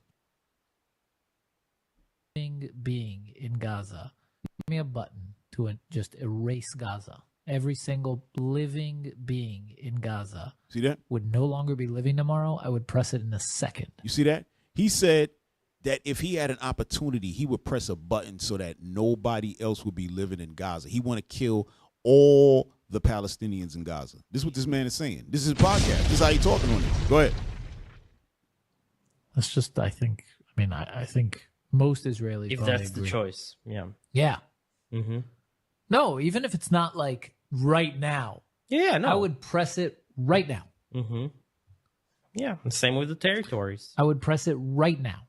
Mm-hmm. No choice. No, Shalon is safe at home. God willing, I don't know. I haven't spoken to her in like an hour. No, I'm saying for the chance. Yeah. Yeah. I would press it right now. Give me that button. I'd press it right now. There you go. And I think most Israelis would. Yeah. He's right. He's right. Most of them would, right? And I think in their mind, they're probably trying to figure out, how come we just don't drop a nuke on Iran? Who's going to do anything about it? Right? Because when you think about it, who would do something about it? Nobody. But the thing is, they don't understand it's the Lord that's controlling all of that. That's why they haven't done it. If the Lord had let loose the reins on them, they would do it right now. Right now, today. See what he's saying? 100%. I believe everything he's saying. Me too. Hit play. Jewish They wouldn't post. They wouldn't talk about it like I am. Mm-hmm. They wouldn't post. They wouldn't say I pressed it. Yeah, but they would. They don't have balls of steel like you. They would, but they would press it. Right? Like if they were in a closet alone, they wouldn't even hesitate. His balls is cottonelle, man. Hey yo, talking about he got balls of steel, man. A little cotton in the medicine. Yeah, you get out of here, man. We're gonna smack him, and then he's gonna try to do Krav Maga and get beat up. Nobody worrying about that Krav, man. Punk ass out of here. That Krav. Yeah, we smack him. He start doing it again. Try it again, I'll murderize you. He's like, wait, you got to throw it like this so I can. Yo, hey, bring back up video number 11, y'all. Bring up video number 11. We were looking at it before, but I want y'all to go to 21:30. All right, start a little bit before 21 minutes and 30 seconds. Look at what one of the Iranian leaders said right here.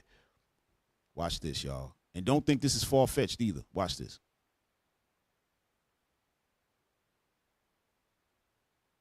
That we keep on doing, and like doing it on purpose. This is not an oopsie by any stretch of the imagination. So Ali Larijani, as you all know, is one of the top Iranian officials in the government. He says, I've heard that the remaining members of the Epstein network have devised a conspiracy to create an incident similar to 9/11 and blame Iran for it. Iran fundamentally Go ahead, play the rest. Opposes such terrorist schemes and has no war with the American people. Pause. Dang. Pause. Notice what he said, right? He made sure, listen, that means that they got intel. Look at what he's saying now. You know how people say, well, listen, I'm not even thinking about suicide. If I'm dead, just know I didn't commit suicide, right?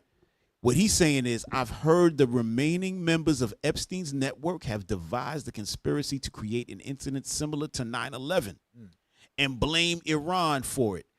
Iran fundamentally opposes such terrorist schemes and has no war with the American people. So he's putting it out there from the beginning. Listen, if anything happened on y'all soil, it is not us.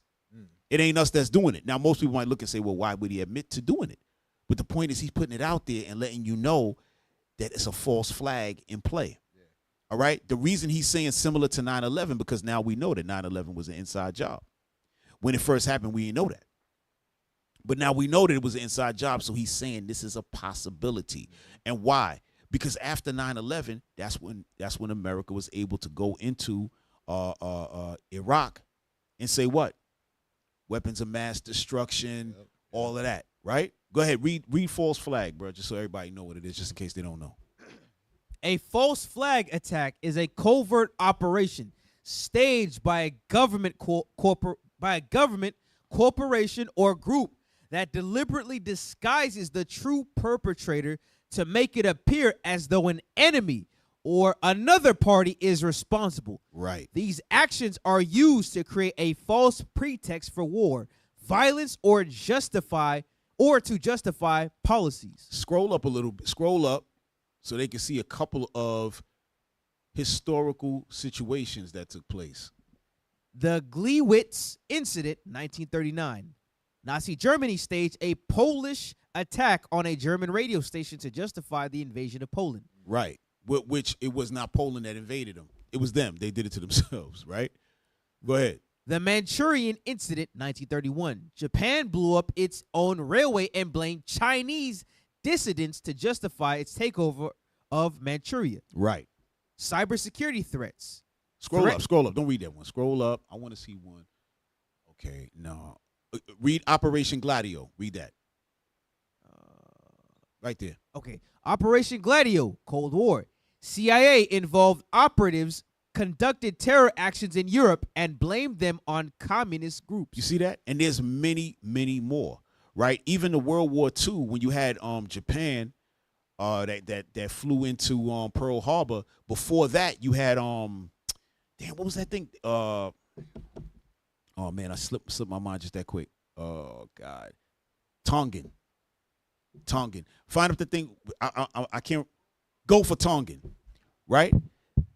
Try to find that real quick while we move on. But that was one that the United States did something on themselves and then said it was another country. They're gonna pull it up in a second, right? Go back to that video, y'all. Right? Go back to that video. Y'all got it already? Okay, they got it already. Excellent. Bring it up. These guys will have a job by the end of the night. Usually we fire them every week. We fire them every week, y'all, and then hire them back. All right, read that. Gulf of Tonkin false flag.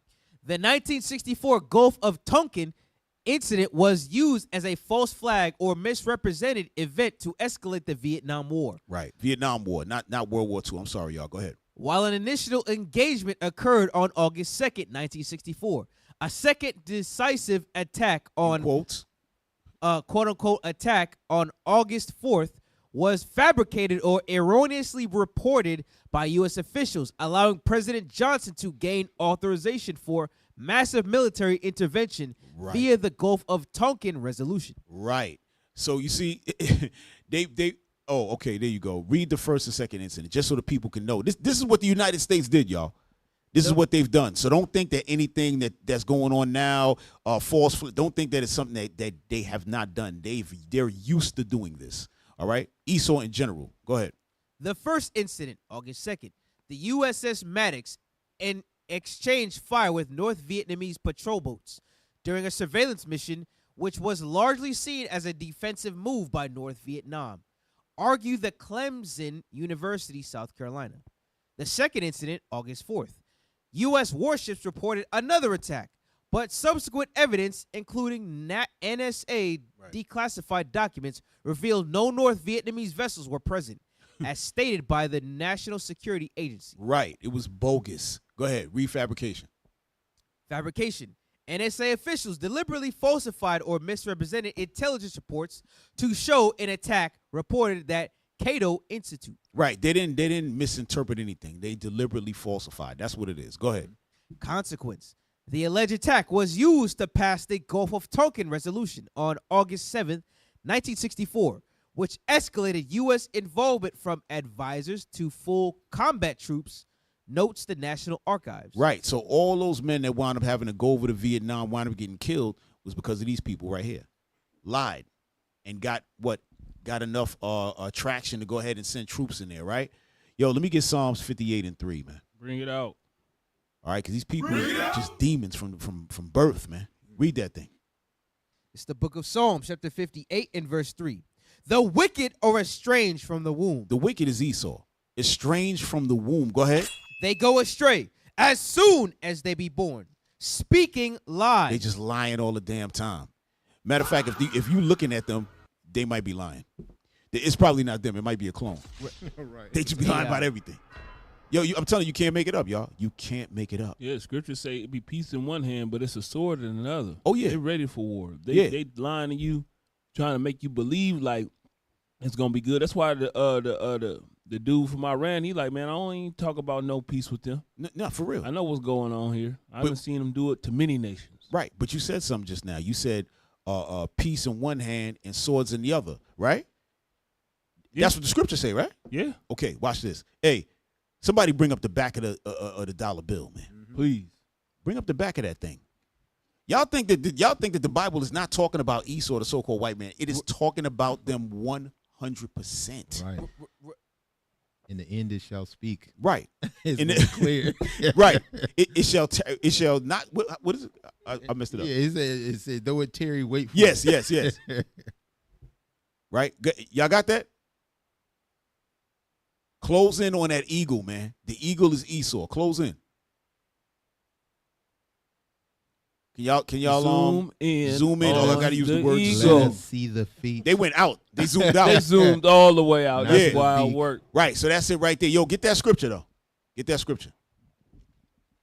Look at that. Yes. They literally listen, y'all. They don't know what they doing. They programmed. Right.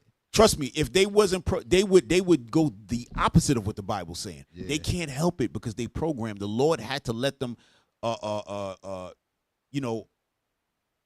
How can I say realize the prophecy so that we'll know who they are. Mm-hmm. We need to see these clues. That's how come we know we the Israelites from Deuteronomy 28, right? 33 and Deuteronomy 33. We know these different scriptures, Genesis 49 and all of that. We put it together and plus many other scriptures, right? So we're able to put it together. The Lord left those clues. And this is one clue he left for Esau. We don't care if y'all upset about that. Some people are upset about that. Go ahead. Psalm chapter 55 and verse 20. Go ahead. He hath put forth his hands against such as be at peace with thee, with him. He hath broken his covenant. The words of his mouth were smoother than butter. Right. But war was in his heart. Right. His words were softer than oil. Yet were they drawn swords. Right. Yet were they drawn swords. Right. That's what it's talking about. They had peace in one hand. Right. When you like it says in verse 20, he put forth his hands against such as be at peace with him. That's where you see the olive branch. Don't go nowhere. Don't go nowhere, y'all. Where y'all going? Bring it back. right there, the olive branch in that left talon, right? And on the other side is what? Drawn swords. That's them arrows, right? Today, it says swords here. The arrows we know are what? Missiles in the scriptures, right? All praises. All praise to the Lord. Go ahead. I like this real quick. 2nd Ezra 11, and that's it. Where is it? Should be in the 40s. 40, 45, 45. Mm-hmm. 2nd Ezra chapter And look 11. at the picture. Look at the picture. Right. Keep Watch that this. picture up. 2nd Ezra chapter 11 verse 45. And therefore appear no more, thou eagle. Right. Why did they pick this symbol, knowing that this is they were who they were talking about? Right. Read on.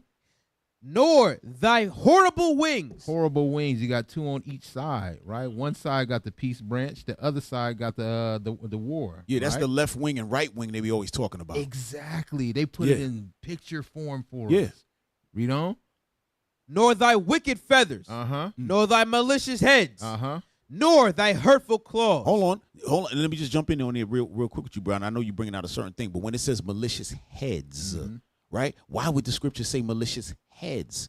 Because what? You got the United States and all his allies. That's why I said malicious heads. But go ahead.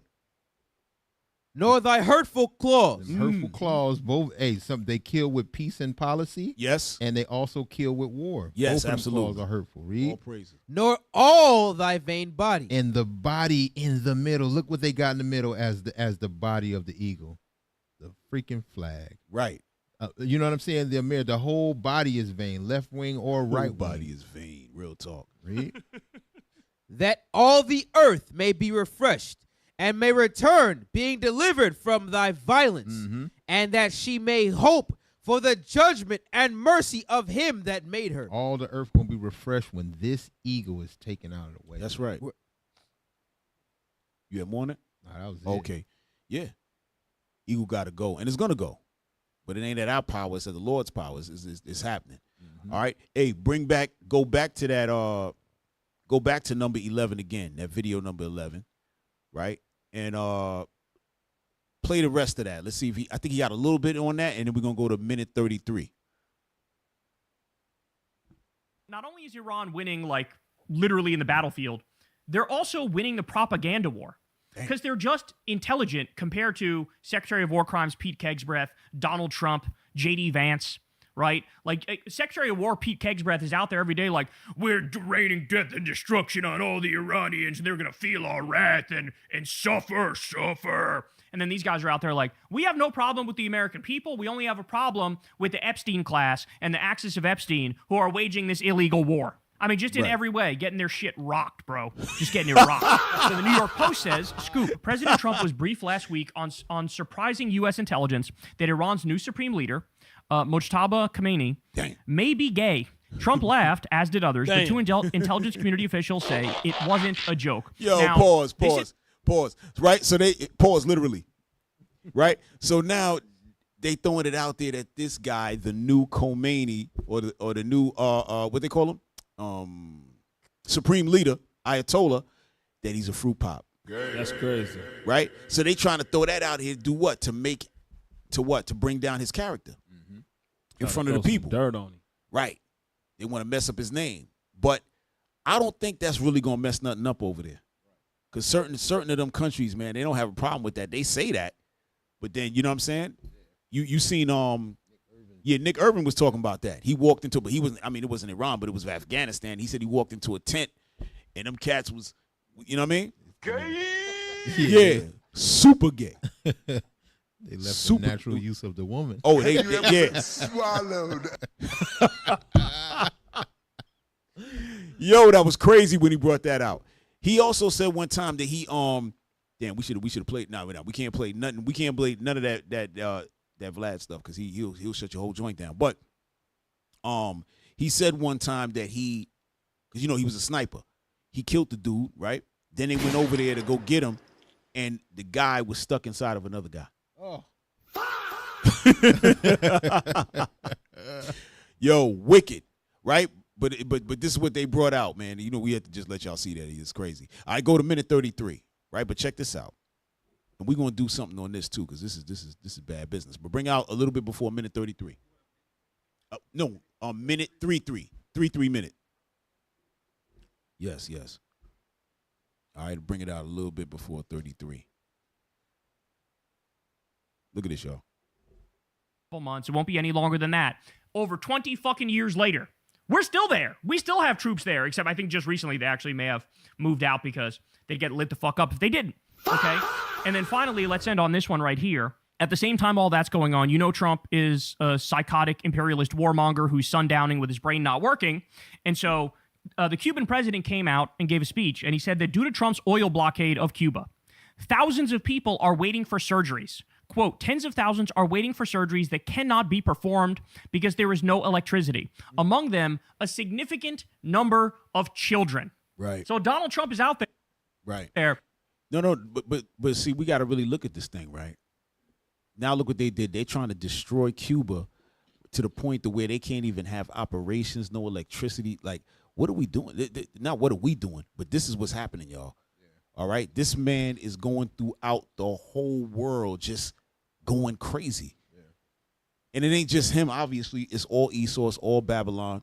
But that's why the Lord got to come back and deal with this. This is mayhem, bro. Go ahead.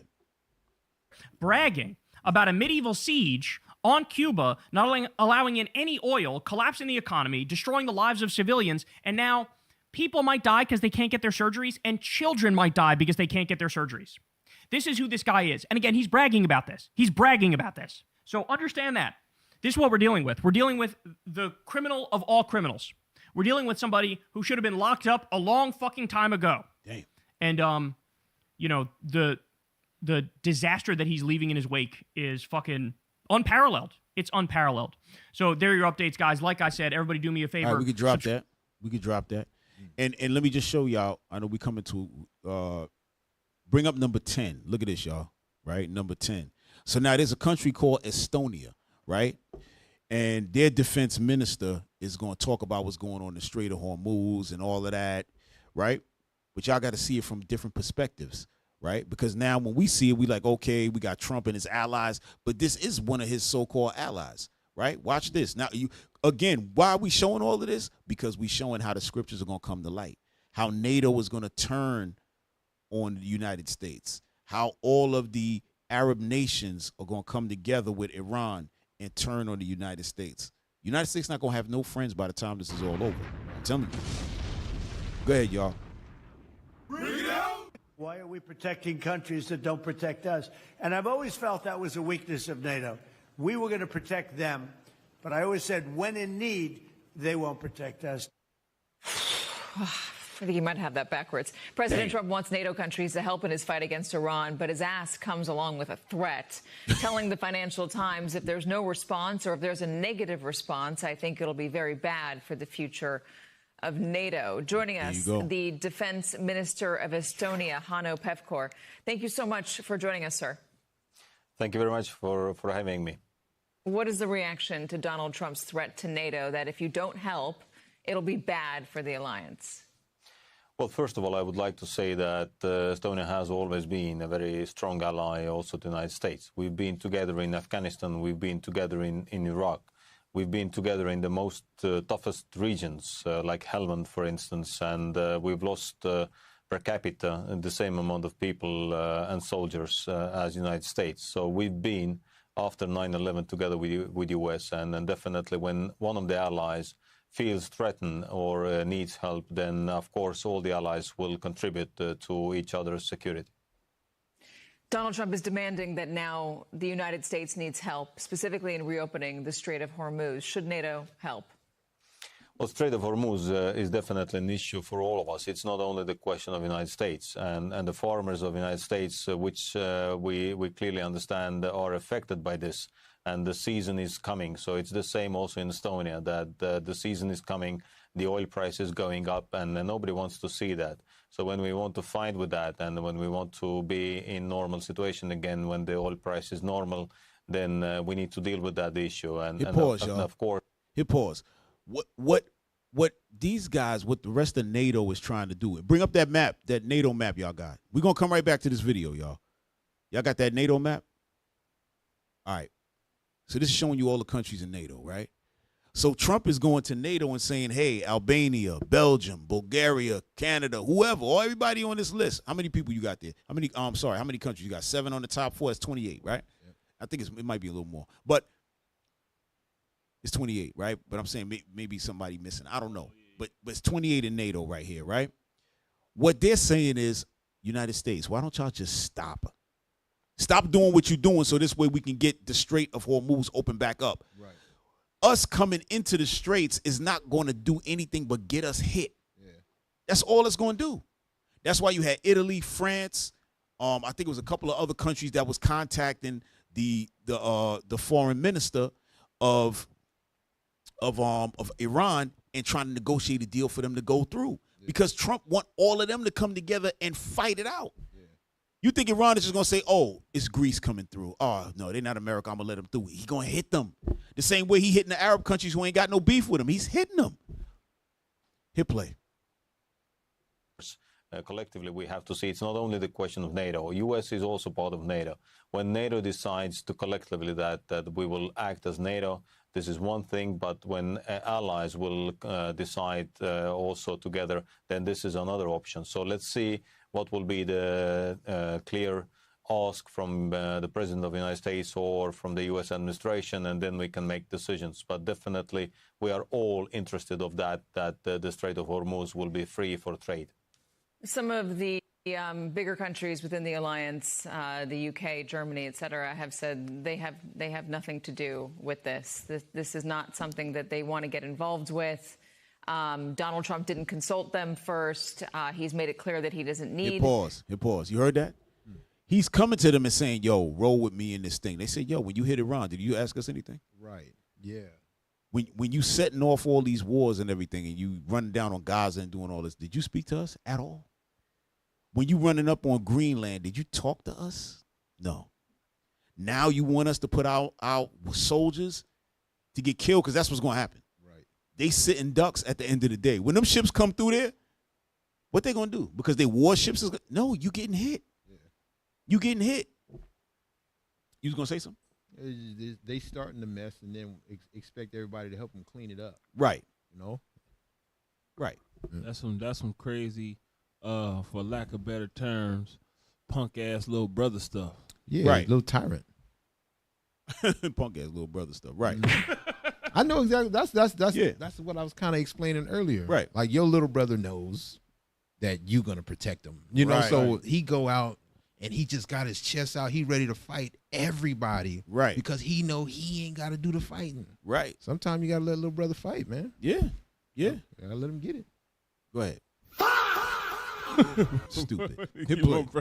The alliance, and that this is a defensive alliance, not an offensive alliance. They see this as an offensive that the United States decided to undertake without consulting NATO. Given that, I know you just said that the oil price affects everybody, obviously does, fertilizer as well, which could lead to a food crisis. Given that, here we go. Hit pause. Come on, stop. Stop it. You see, look what she threw in there. Now it's a food crisis? A food crisis. How these people got straight faces talking this, man. Mm-hmm. That's to let you know how all this really works out, because she's right to a degree. A lot of food gets imported into America, which don't make no damn sense. If you really drive around America, right? America is just one big farmland. That's all it is. Yeah. It's only a couple really good cities. After that, the place is kind of like just a one big farm. Yeah. You know what I mean? But yet nothing is made here. Come on. America will have a problem with food? That's when you know this whole thing is over. You know what I'm saying? This is madness. Hit play. Any further reason to push within the alliance to have the position change? Well, and to add to fertilizers and oil, we need to add also the LNG. So that means that all the energy and also fertilizers are affecting us. And as I said, it's our common concern at the moment. So when the U.S. representatives in NATO will raise that issue, then definitely the allies will discuss that. But nevertheless, we need to understand that also the cause of that at the moment is Iran, and Iran is keeping the Strait of Hormuz closed. So of course we need to find what is the best option, how to react to that, and how to keep. Pause. But even though we seeing what's going on, whoever thought Iran was that strong? They got this whole thing shut down by themselves. There's no other Arab country. I mean, they got Russia and China supplying certain things, but the Russia and China is not there. They saying, nah, y'all can't do nothing. We hitting everybody who come through, and everybody like, oh, all right, man. Hey, yo, Iran, let me holler at you, man. Can I talk to you on the side? Can I take you for lunch? They bowing down. They like, yo, chill, bruh. Let me get this money. Can I eat? They like, not right now, man. Talk like you really mean it, man. All right, America be wild. Yeah. Oh, okay. Now you talking my language. Come on through. We ain't gonna bomb your ass. This is what it's about. Look, 20% of global oil trade, 21 millions of barrels of oil daily. Daily. And all of that is what? They can't get through there. Because remember, they gotta go through there to get the oil. All right, I don't know if y'all, because nobody really thinks about how you get the oil. They literally get tankers in there and they fuel the tankers. They have underwater hoses, all of that. It's some wildness over there. I just started learning about that. You know what I mean? So they have to get up in there, go through the strait to get up into the Gulf. All right, go ahead.